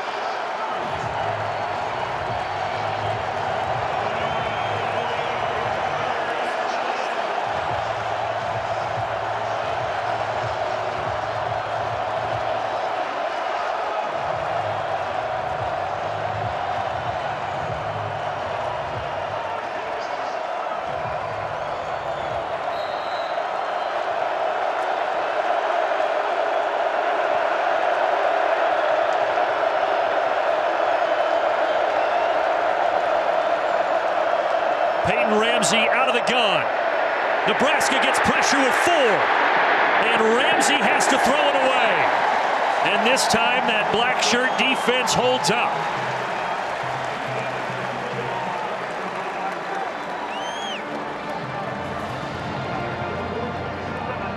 Yeah, Brandon, they run a stunt on the defensive line. You mentioned they only rush 4. But Khalil Davis, number 94, is going to come up on over. He uses the pick sent by his brother Carlos. Does a nice job forcing the pressure. Once you flush that quarterback outside, he's not able to set his feet. No one was open. Smart decision by Ramsey to throw it away, settle for the punt, and you hope to get a really good down inside the 10-yard line if you're Indiana. You think back to that Whop Philyor unsportsmanlike penalty that loomed large there, eventually taking Indiana out of at least a field goal situation. Picture perfect weather in front of 90,000 at Memorial Stadium as the Cornhuskers take back over. Again, under the guidance of the true freshman McCaffrey as he hands it off to another true freshman in Wandale Robinson for a gain of 2. Well, if nothing else, Nebraska's getting a look at their future here. Yeah, they are. I mean, Wandale Robinson, he does everything for this team. I mean, the rushing, the receiving, already holds the freshman records. And here he's getting upended, lifted up and driven down by Micah McFadden.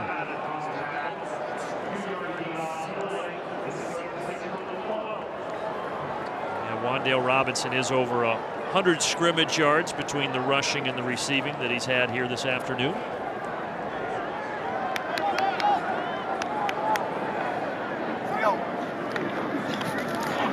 Late pitch out to Robinson, but he's going to be dropped short. And on 4th down, Nebraska will be forced to punt with a 3-and-out.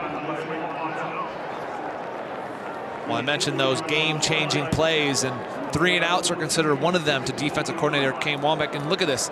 That's their 4th one already. They want to get to 10. They've had 2 3-and-outs. They had a takeaway. They've been doing a lot of good stuff. They just got to be able to try to get to that 10. That'll help there in a 3-and-out in your first defensive series of the second half. And that punt off the side of the foot of Isaac Armstrong. The guy who comes in averaging over 42 yards per punt, but not a good result there. In fact, it's only a 19-yard punt for the senior. 9:57 to go in the third as Ramsey fires that complete to Ty Freifogel, who had the touchdown earlier. Here he's got it inside the 30 to the 28. Yeah, Freifogel, he's second today in receptions for Indiana. Obviously, Whop Philyor leading the way with 12, but that's his 3rd of the game. And you mentioned the touchdown reception, big body wide receiver.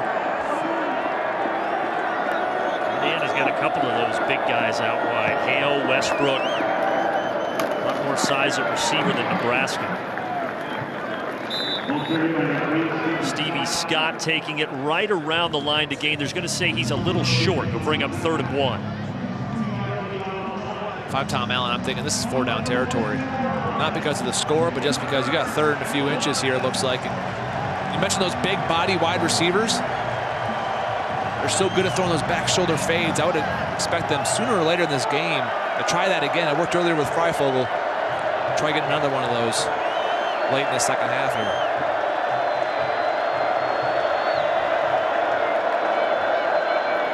This time they're going to give it back to Stevie Scott, and he backs his way for, I believe, a 1st down.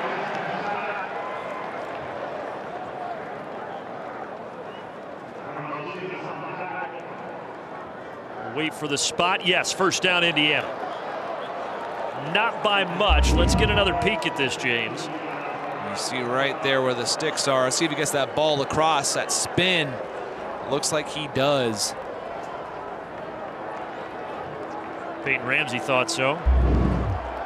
Stevie Scott's a big human being, but when you run into Carlos Davis at 6'2", 320, he might be a big back, but that's a big D lineman he ran into there. Yeah, Davis is 90 pounds heavier than Stevie Scott. Empty set, Ramsey, all kinds of time. And now he finds who else? Whop Fillier down inside the 5, 1st and goal, Hoosiers. Fillier just runs an over route again. 13th reception. He's getting close to that 14 career high for him that he had earlier this year against Michigan State. Peyton Ramsey had plenty of time to sit in the pocket and deliver the football. The O-line protecting Ramsey in this football game. Nebraska only has 1 sack today. Plenty of time to operate in the pocket. Whop Fillier, that was his 4th catch of 20 or more yards to set up Indiana nicely.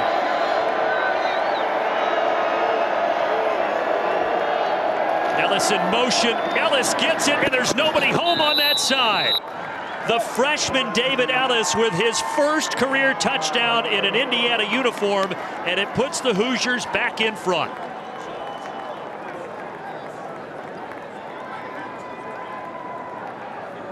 Do you go for 2, or do you go ahead and kick the extra point? Yeah, I think you go for 2 here. It seems like Peyton Ramsey is signaling to the sideline that we're going for 2, and they're going to line up for it here.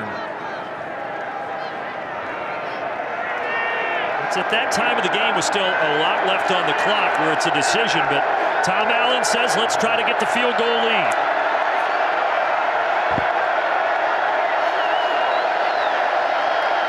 Stevie Scott motions out. They throw it to the left for Freifogel. Flag comes in.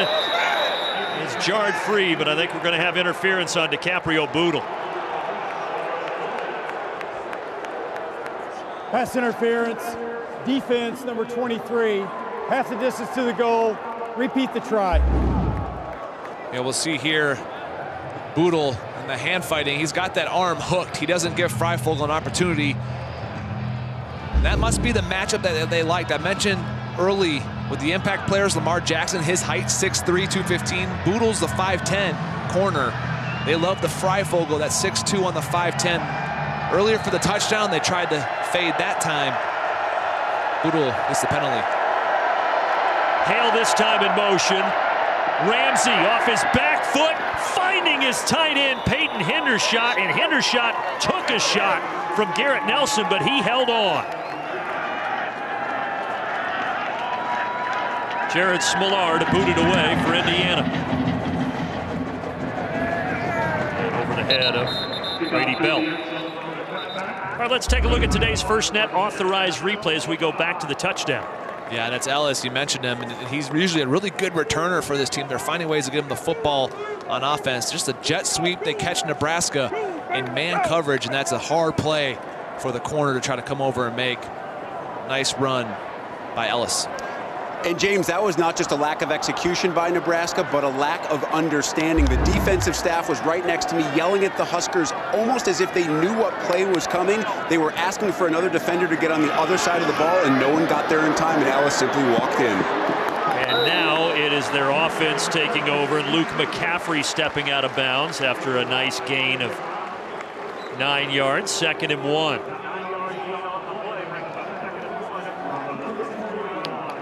Scott Frost has now gone to his 3rd string quarterback. Again, no Adrian Martinez today. Vedra left in the 2nd quarter with the injury. And now it's McCaffrey. Yeah, well, what Rick Pizzo was talking to us about, look at this Smuke here on the top of your screen. He's trying to motion. Somebody come over here. We're short on this side of the field. Instead, no one adjusts. Used to call that bossing over to the run strength. No one, as linebackers, moves over. And that's why they're upset, the defensive staff. And now Wan'Dale Robinson got across the 40, and they got hit hard by Andre Brown.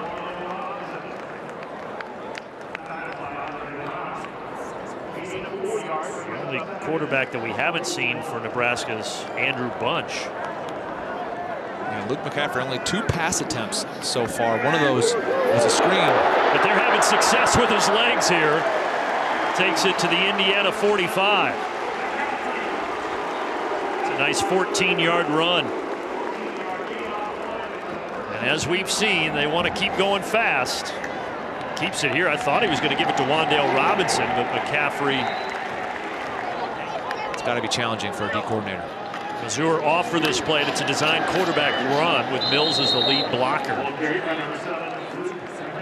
Well, those Nebraska quarterbacks, they've rushed for 63 yards and a couple of touchdowns in this game.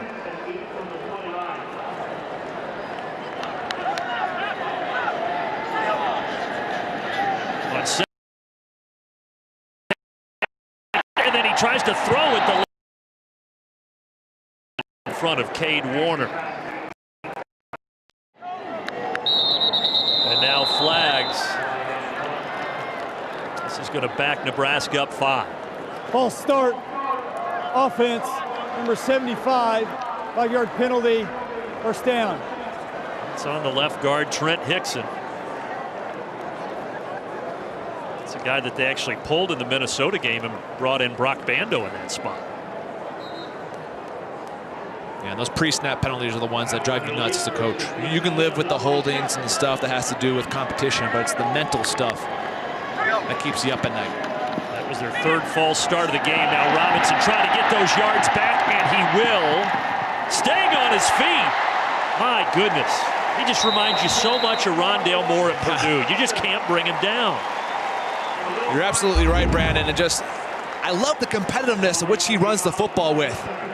Like I said, not a very big guy, just 5'10", 190, but he's not just going to run out of bounds. He's going to continue to fight for yardage and break tackles. 11th play of the drive here, back to Robinson, and he's going to be short, so 3rd and 2 coming up. Yeah, McFadden tried to take his head off there. He was a little upset that he missed a tackle on the last play. Took a direct line and made a nice stop there on Robinson. Remember all the kicking woes that Nebraska's had. See what they do if they do not get it here. McCaffrey keeps, tries to stretch out. He's going to be short.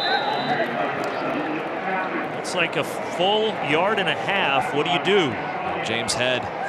Frost is signaling to kick it, and you can tell he's disappointed. James Head makes a nice play to hold on to McCaffrey's leg to bring him down, and Scott Frost looks disgusted that he has to settle for the field goal. And as you mentioned, the kicking woes. Everyone here at Memorial Stadium going to be holding their breath on this kick. Pickering missed earlier in the starter into the season, but was injured the first 7 games. This is the first game he has played in all year. And that one is good to tie us at 24. But again, if you're going to have a 13-play drive and you're Scott Frost and you're a perfectionist, you're like, man, I wanted to get that lead back. Well, you can tell that's the competitor in him, and meeting with him yesterday, he can still play, man. I'll tell you what, that's a big QB back in the day, and tough. He was a part of the last Nebraska national title team here in '97. That one is going to go out of bounds before it's touched. So it'll come out to the 35.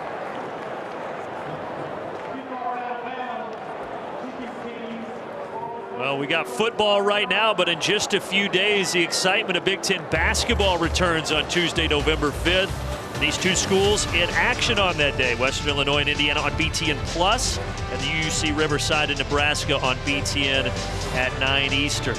Go to btnplus.com or download the app today. Hard to believe. We're sitting on the doorstep of crossover season. Yep.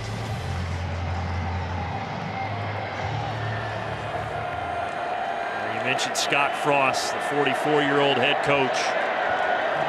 4-8 last year, 4-3 this year, and trying to get to win number 5.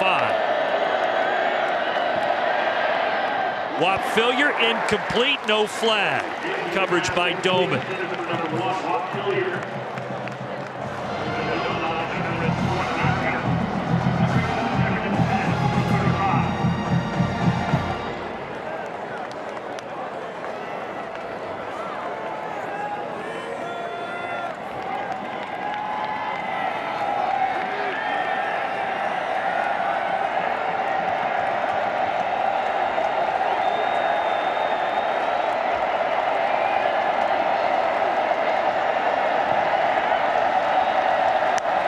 Peyton Ramsey 21 of 28 after that last incompletion, and here he's going to tuck it and run. Pocket collapsed, and that Red Sea parted. First down. Yeah, he looks up and he sees that Will Honus in coverage had his back turned. Like you said, the Red Sea parted. He was able to take it. What was there? Picking up the first down. Peyton Ramsey today has shown his athleticism as well. Stepping in for Michael Penix, who was a game-time decision. Penix did make the trip, warmed up, and Ramsey has been the guy. Split out Stevie Scott. Ramsey's got his tight end wide open. Peyton Hendershot. That's the first reception of the game for Hendershot. He did have the 2-point conversion earlier. Man, he was wide open. There was no Cornhusker defender anywhere near him. He recognized it early. Really nice hands by Peyton Hendershot. He's having himself a really nice season for Indiana. And now he has 391 receiving yards after that 40-yard catch, and that's 12th in the nation among tight ends.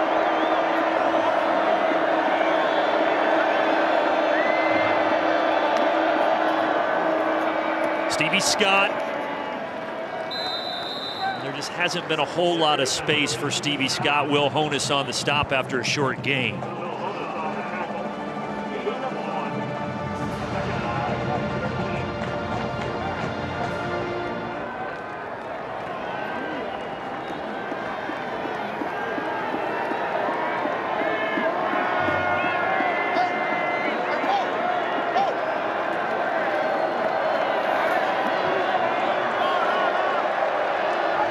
Left in the third quarter. 2nd down and 9 for Indiana.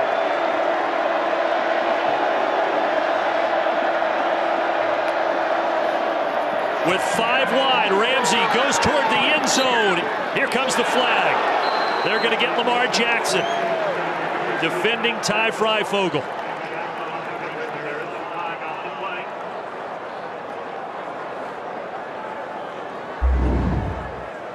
You'll see here Jackson, the taller corner of the two, and pass interference, defense, number 21. By rule, the ball will be placed at the 2-yard line. Automatic first down. Seemed like he was holding. He was, with the left hand was on the chest of Freifogel, and Peyton Ramsey's targeted Freifogel now 3 jump balls, 2 of which have drawn flags, so trying to take advantage of that. The big body wide receivers. So the ball placed at the 2. Stevie Scott won't get near there.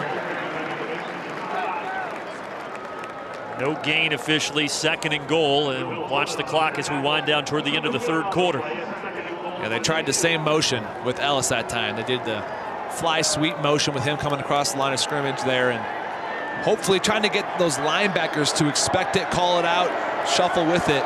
Good discipline that time by Nebraska's defense. Indiana doesn't have to snap it if they don't want to. And Ramsey might try to bluff this.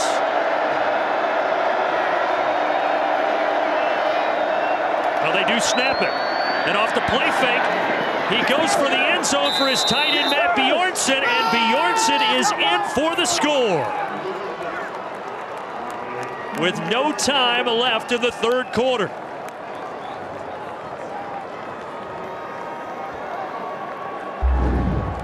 Well, they hurry up and snap it because they had a play that they liked. And look at that throw. Nice tight spiral. Nice catch. Turns it up. Third frame. And the kick into the wind, and Mazur will take it. Wyatt Mazur out to the 35 before he steps out of bounds. Remember tonight on BTN, Lexi Sun leading the Huskers into a top 20 volleyball showdown with the Boilermakers. It's all powered by and led at 88 tonight, 8 Eastern on BTN and the Fox Sports app. That Haymarket district will still be packed to watch that. Absolutely. And the people that know what they're doing will be at Ivanacone for some ice cream where you didn't go last night because your body's a temple. Mccaffrey keeping it, and he'll take it out to the 45 for a 9-yard gain. Well, it's clear that they just, and now an Indiana player down and the boos come again. And that is the 4th time that we have seen this. It's Sio Noafanga Tatoa who's down on the field. What I was going to say, though, is they continue with McCaffrey to run the ball or hand it off. Really nothing in the passing game for him. Yeah, they've only attempted 4 passes with Luke McCaffrey so far. 1 for a touchdown. Schemed it up nicely, but so far assume Penn State's going to move up the top 5 with Oklahoma going down. McCaffrey, we talked about him only throwing 4 times. His 5th pass of the game is complete to Noah, and then Noah fumbled it. And I think Burgess jumped on it for Indiana.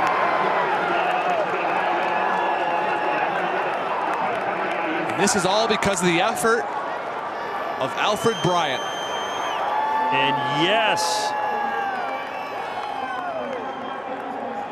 they do say a fumble. Burgess with the ball, and you said Bryant caused it all? Yes, Bryant is celebrating, and when you see it, it's retracing from the defensive lineman. It's the effort plays. Tom Allen, his energy, his players, they follow suit. Look at the effort by Big 92 coming back. Boom, punches the ball out. That's all effort. That's all want to. Things that don't take talent. Tom Allen preaches about it. Alfred Bryant comes up with a big play, giving his offense the ball back. Going into the 4th quarter last week, Indiana only had 4 takeaways on the season, and now they have 4 in the last 4 quarters. And Ramsey is going to take off, and a flag comes in here at the end of this after a short 1-yard gain. This is going to be a hold on the Hoosiers. Holding, offense, number 68, 10-yard penalty, first down. Peyton Ramsey, though, he's been really good. Yeah, 23 for 31 today, and he's used his legs to get a score. He's thrown a really nice jump ball to Ty Freifogel here. And when you look about Peyton Ramsey, he's so efficient. And when you see him, he made 1 bad throw behind Watt Fuller, which I'm sure Watt wants that back. It led to an interception, but he just operates the offense. He knows what he is, makes really good decisions, having a nice day. 7 completions of 20 or more yards, and he's going back to the air here. If he can find somebody to throw it to. Flips it downfield, diving attempt, but incomplete. Laying out was Hendershot, but he couldn't keep it in bounds.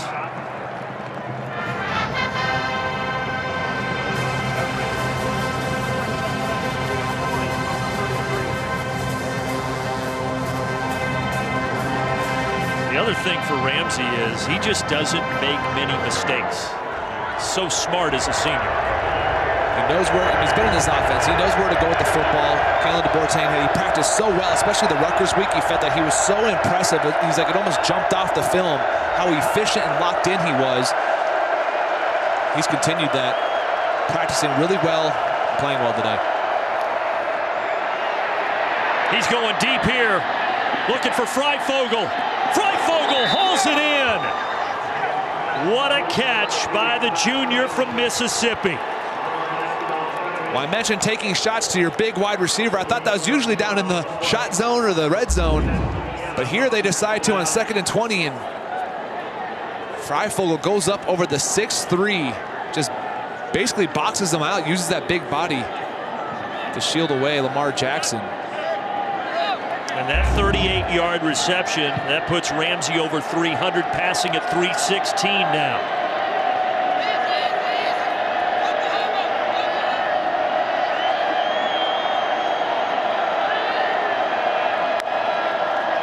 This time fakes the pitch out and is dragged down by Lamar Jackson after a gain of a couple. We saw taunting earlier on Whop Phil, your Indiana receiver. Could this have been a penalty for the same? Absolutely. You do some, it looks like taunting to me, but Whop's a little more obvious. You have to wonder if the officials had eyes on Freifogel there, but they have to be careful. You don't want a big play like that to come back 15 yards over something that can completely be avoided. 2nd and 7. Here comes some pressure. Going for Westbrook. Incomplete. Had a chance at it. Ramsey just kind of lofted it up. Yeah, and he put it right where it needed to be. Westbrook usually makes those catches. Look at the location of this football. Back shoulder, look at that. Westbrook usually comes down with those. Again, when you have receivers, Freifogel 6'2", Westbrook 6'3", Donovan Hale 6'4", you have the advantage over smaller corners.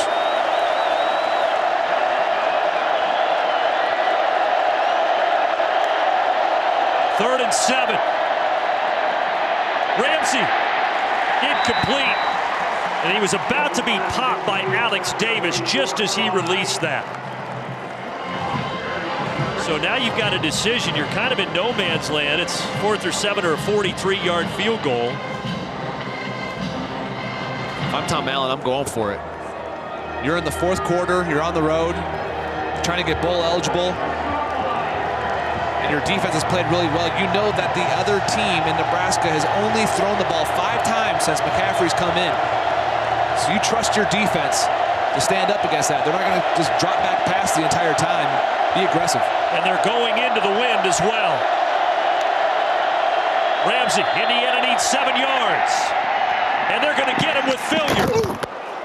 And then he runs into someone over there on the sideline, right around the line to gain. And there's a flag down, and it's going to be a late hit on Nebraska as well.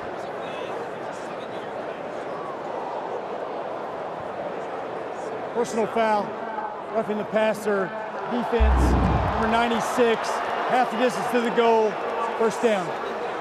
Yeah, that's Carlos Davis, and that's obvious for the officials to throw the flag there. It takes a couple steps. Scott Frost has a word for Khalil Davis, but yeah, that's a guy in Carlos Davis making his 33rd career start.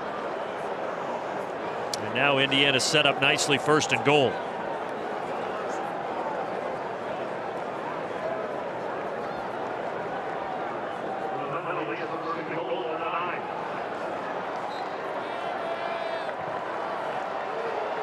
Indiana trying to make this a 2-score game.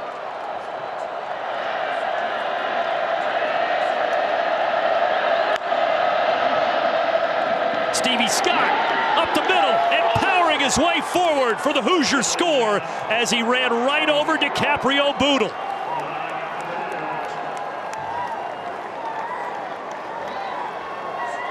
And the Hoosier faithful that have made the trek from Bloomington love it. Well, downhill, they throw, then they bring you Stevie Scott at the end, and he finishes with authority right over the top of Boodle. Stevie Scott excited to get in the end zone. 230 pounds of force, the Syracuse, New York native. And as Rick mentioned earlier, he was recruited by this Nebraska staff when they were at UCF as a linebacker. Well, he has that linebacker mentality, that's for sure. Finishing that run off. And how about the confidence?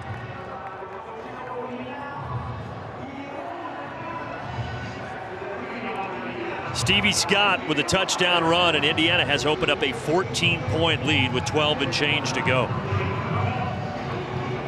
But always go back to the hustle play by Alfred Bryant. Retracing, getting the pass rush, you don't get there, turns around, great effort, punches the ball out. Next thing you know, Indiana turns that into a touchdown. Now Nathaniel Snyder kicks it away. Touchback. So we saw Whop Fillier go out, and the person that he hit is on our crew. That's Brenda down there. Took a hard fall. She's being looked at. Thankfully, though, she appears to be okay. Yeah, and you notice right away, Whop Fillier turned around and tried to help her up, and you always feel terrible in those situations. Glad that she's all right. Yeah. She can go and sit down and relax for the final 12 and change. As Nebraska takes over here, down 2 scores. Out to Robinson. Flag comes down back around the line of scrimmage. We're going to get a second flag for that. Jamar Johnson was too late as he threw down Robinson after the play.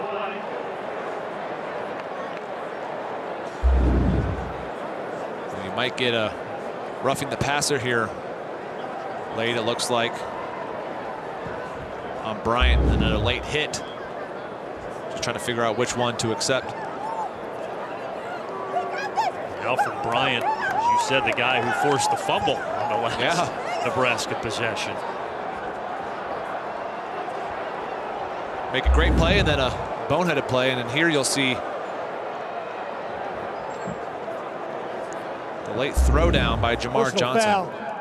Roughing the passer, defense, a 15-yard penalty being enforced from the end of the play.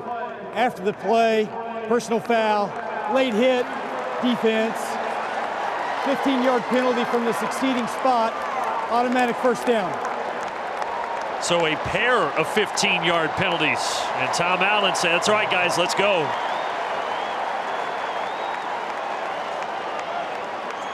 Since the second penalty was after the play, that's a big 30-yard swing. Yeah, that's a lot there, and Tom Allen's trying to keep his guys mentally engaged here. Just because you have a 14-point lead, you can't get lackadaisical and start making bad decisions. You have to stay focused and play smart football. Each team with 6 penalties. There's another direct snap to Robinson. We saw that a couple times in the first half, and here it works well for a 12-yard gain.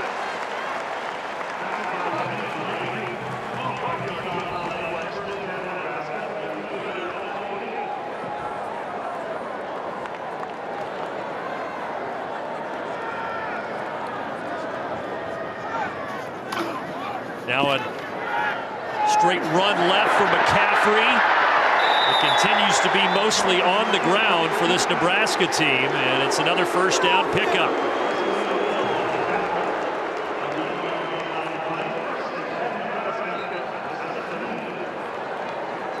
And that's the 10th carry for Luke McCaffrey, and Scott Frost has the whole playbook wide open. He wasn't lying when he told Rick that after halftime. You're down to your third quarterback. He's still running them. This time McCaffrey with an option, and he's going to keep it. Cut outside and pick up another first down. First and goal. Those 30 yards of penalties seem to give this Cornhusker offense a little spark. You get, again, 2 bad mistakes mentally by Indiana. And then you have a big run by Robinson and McCaffrey, 2 in a row, and it seems like they have this defense now on their heels. And you weren't hearing boos, they were cheering Luke. Yeah. I think we're already picking up something new here in Lincoln for the young quarterback. He's going to run it again.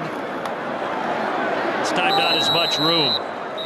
So they had 3 straight rushes of 10 or more yards, and then that one for a pickup of 2. They've run them so much, you have to wonder if Scott Frost is thinking, when do I sprinkle in a play action pass? They're going to be expecting run, run, run. Wandale Moore was kind of pinned down there.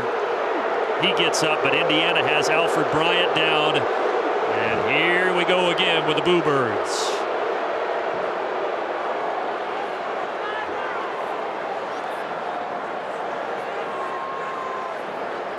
The thing is, you never want to speculate that it's not an injury, because if a kid is seriously hurt, then you sound bad. But it is now 6 times, James, that Indiana has gone down with injuries on defense. Yeah, and look, some of them you can tell by the reactions. If they're initially after contact, you assume, okay, something happened. But it's some of them that have happened where it's, you know, if a guy's getting up, walking around, and then he goes down, those obviously grab your attention. And I think the Nebraska fans think all 6. You see Big Bryant there trying to punch the ball out. Ooh, well, that one kind of looked legit, the way his knee and ankle bent.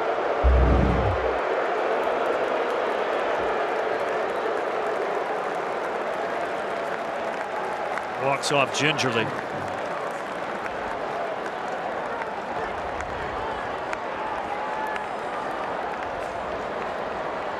So Bryant out. At D tackle right now, you've got Jerome Johnson and DeMarcus Elliott before this 2nd and goal play.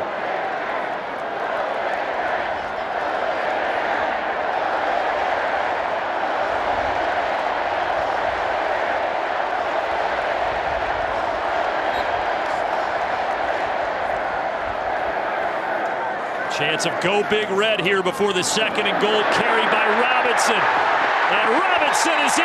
Touchdown, Nebraska.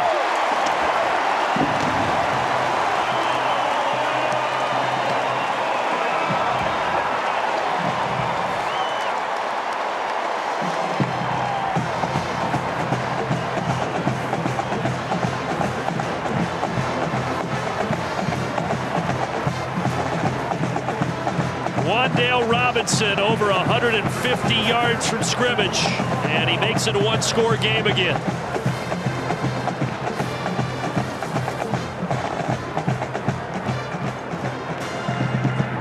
21 total yards. Nebraska 455. Partner, we still have 10:21 to play in this football game. Nebraska's been pretty balanced. Indiana, they've done it all through the air. 323 of their 391 of the passing variety. David Ellis driven back into the end zone.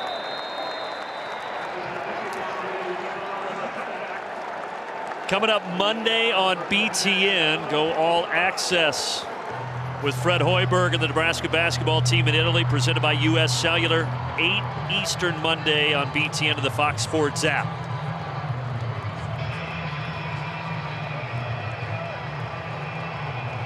Now this crowd hoping that that black shirt defense can stand tall. Indiana's last 3 drives all resulted in touchdowns.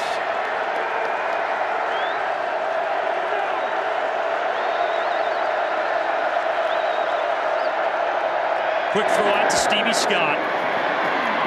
And Scott dragged down by Will Honus. Speaking of those last 3 drives, not bad. As you mentioned, all 3 ending in touchdown. And you know what that play does to Stevie Scott? That's just a way of basically calling a run play. You spread them out, you get your running back the ball in space. He makes a move on Muhammad Berry, cuts up, gets 5 yards, and it's just another way of trying to, instead of just running the ball into the teeth of the big D line of Nebraska, you get at the Scott in some space. It's his 3rd catch. He has 11 rushes for 37 yards to Scott. This time Fillier in motion, and they will hand it to Whop Fillier. Nothing to do there. That just steps out of bounds. So 3rd and 3 coming up for Indiana. And of all the 3rd downs they've had today, this one might be the biggest.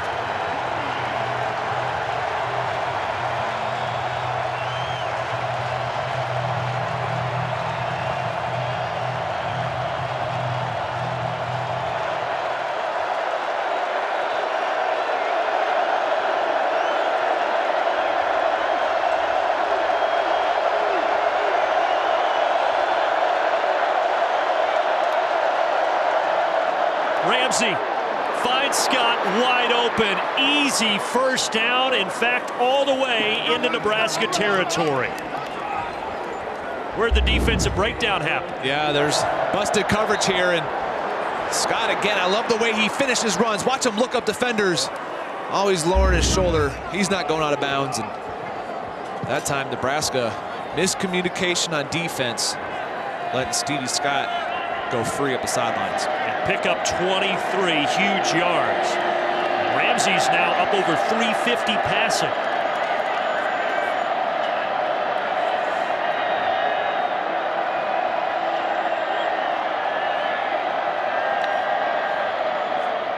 This time a handoff, Scott. Good patience, cuts back, gets it to the 39.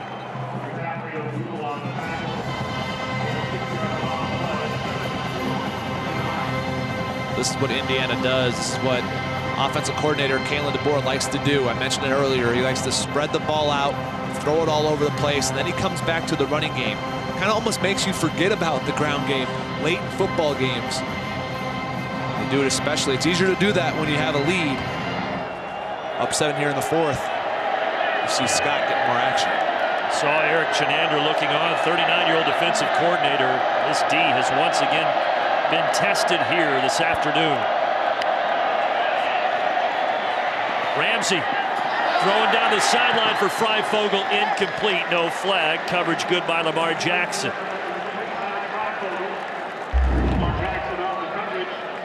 You see right here, watch Jackson and Freifogel both kind of pushing each other. Glad they let that go. That's just good coverage by Lamar Jackson. Another third down for Indiana.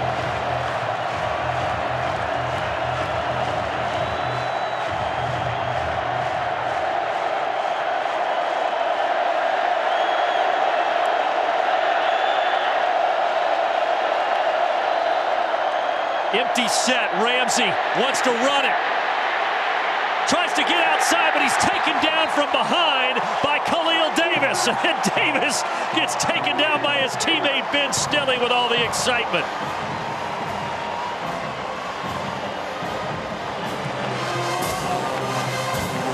That had a lot to do with the coverage for Nebraska.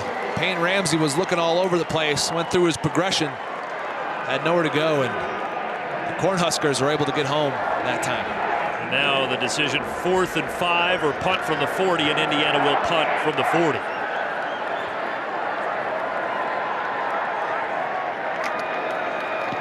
Hayden Whitehead.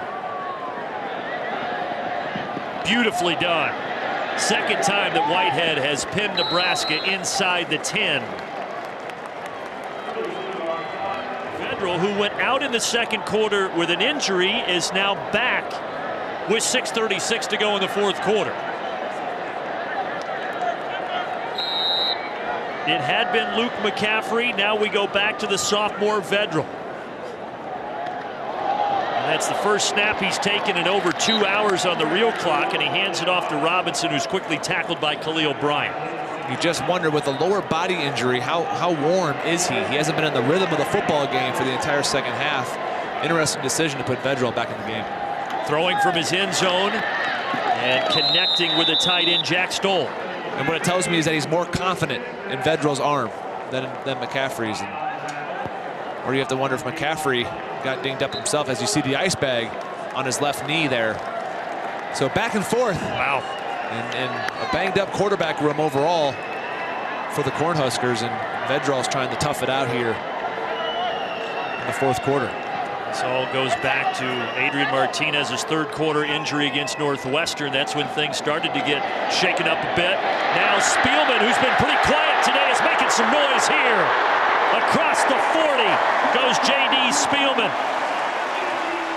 Just his third catch of the ball game. Yeah, he had the big one earlier for 45 yards in the first quarter, I believe in the first drive, and that time they used Wan'Dale Robinson as a little bit of a distraction, finding J.D. Spielman. It worked for 31 yards, and now this short completion back to the tight end Jack Stoll.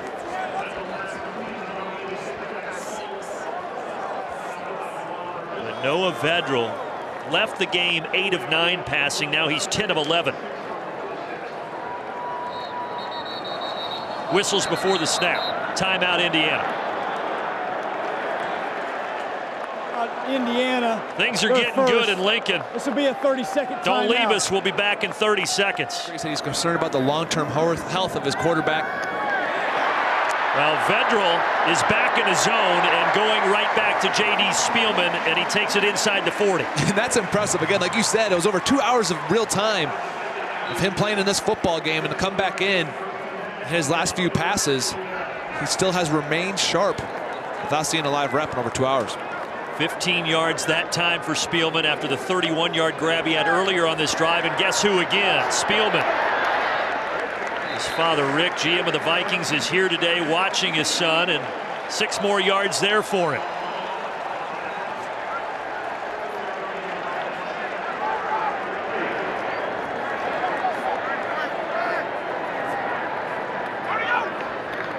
Second and 4. Oh, he bobbled it in Robinson, but somehow he held on at the end after he got popped by James Miller.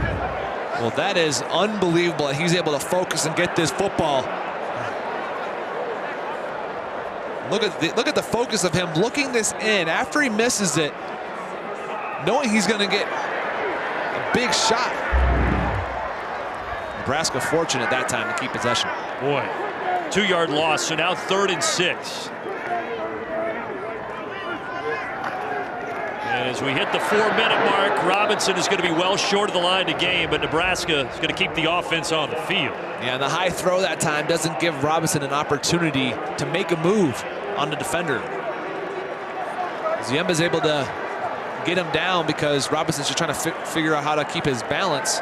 That's a more accurate throw in front of Robinson. He's able to turn upfield and maybe put a move on the defensive end. What do you think Scott Frost is going to?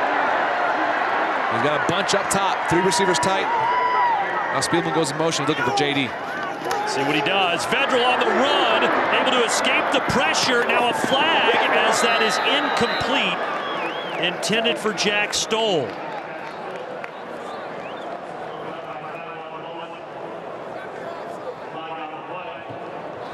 And everybody holding their breath. Offense, number 71. Penalties decline. Results of play, first down. And Indiana gets the football back with 3:23 to go. And Tom Allen decides to bring Cam Jones up the middle. Forces Vedral out of the pocket. Incomplete pass, would have been holding anyway had they completed it, but Tom Allen staying aggressive. Number 4, right up the middle, right up the gut.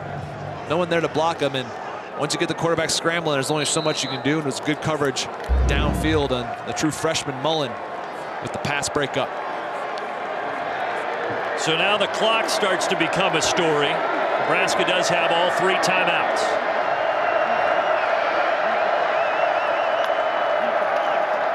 Ramsey, handoff, Scott takes it right in the chest of Will Honus out to the 37. Timeout, Nebraska. 2 stops, get the ball back. 2nd and 7. Ramsey, here comes the pressure, and he just throws it away. He actually had failure, but got rid of it quickly with Honus coming in there. And I'm okay with the play call. You have a really experienced quarterback who's smart, he's accurate, but he needs to make a better decision there. He needs to get that into somebody's hands. I'm okay with throwing it, but it has to be a swing route or a slant, something quick, so that you're almost guaranteed a catch to force Nebraska to take a timeout. Now you run the risk of Nebraska being able to put that in their pocket if they get the ball back on offense.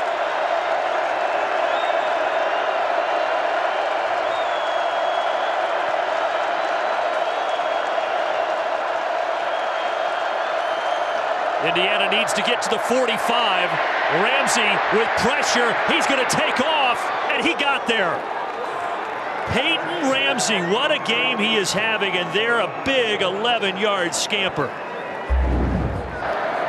How about the effort? No contain on the outside of the Cornhusker defense. He gets outside of Garrett Nelson, picks up a huge first down. Tom Allen was telling us earlier in the week when we had our call with him, the decision to start Penix was difficult because he knows how much it means to Peyton Ramsey. He knows how hard he prepares, the kind of competitor he is. He does everything you ask of a player. really heady scramble that time. And this time, Stevie Scott taken down by Markel Dismuke, but not before he gets it down to the 41, an 11-yard gain. But yeah, Ramsey, 351 passing yards, 42 rushing yards. And the coaches, as you're alluding to, could not have enough positive things to say about number 12 in the cream and crimson. 27 of 40 today, 351 yards through the air. 9 rushes, too, 42 yards and a touchdown.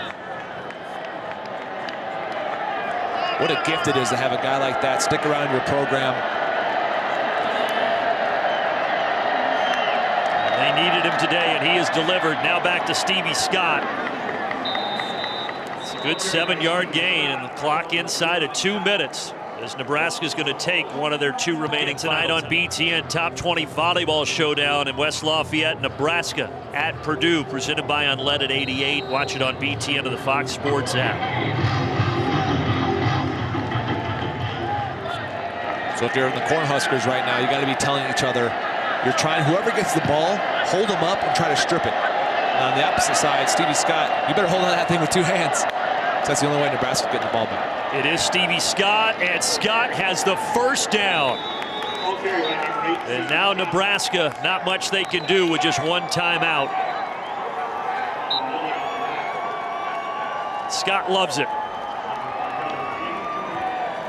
In the first half, Indiana only had 35 rushing yards. They're up over 80 in the second half now.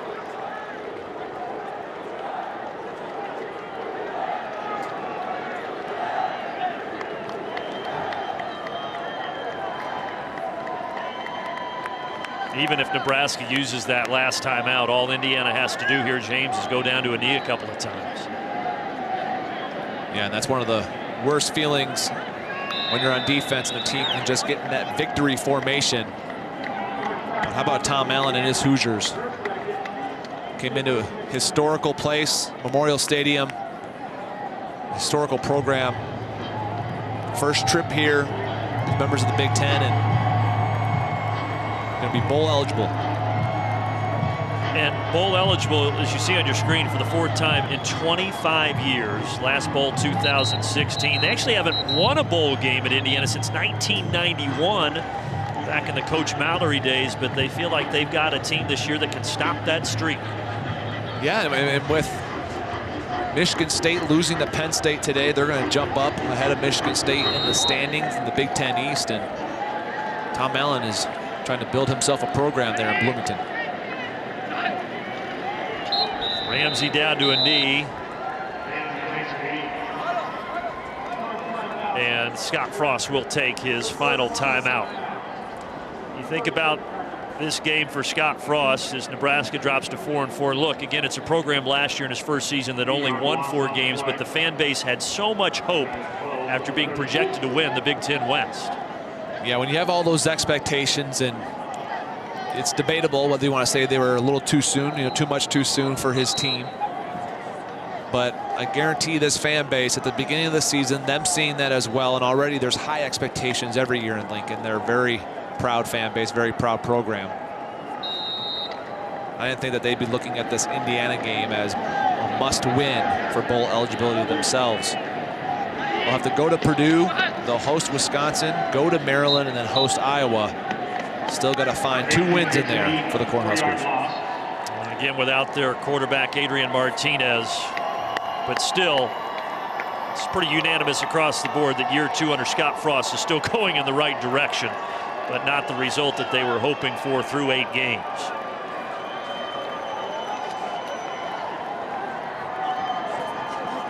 Now, this is an Indiana program, though, that you talk about lack of going to the bowls. They have just struggled mightily, though, to get consistent road victories in conference, and this is a big one here today.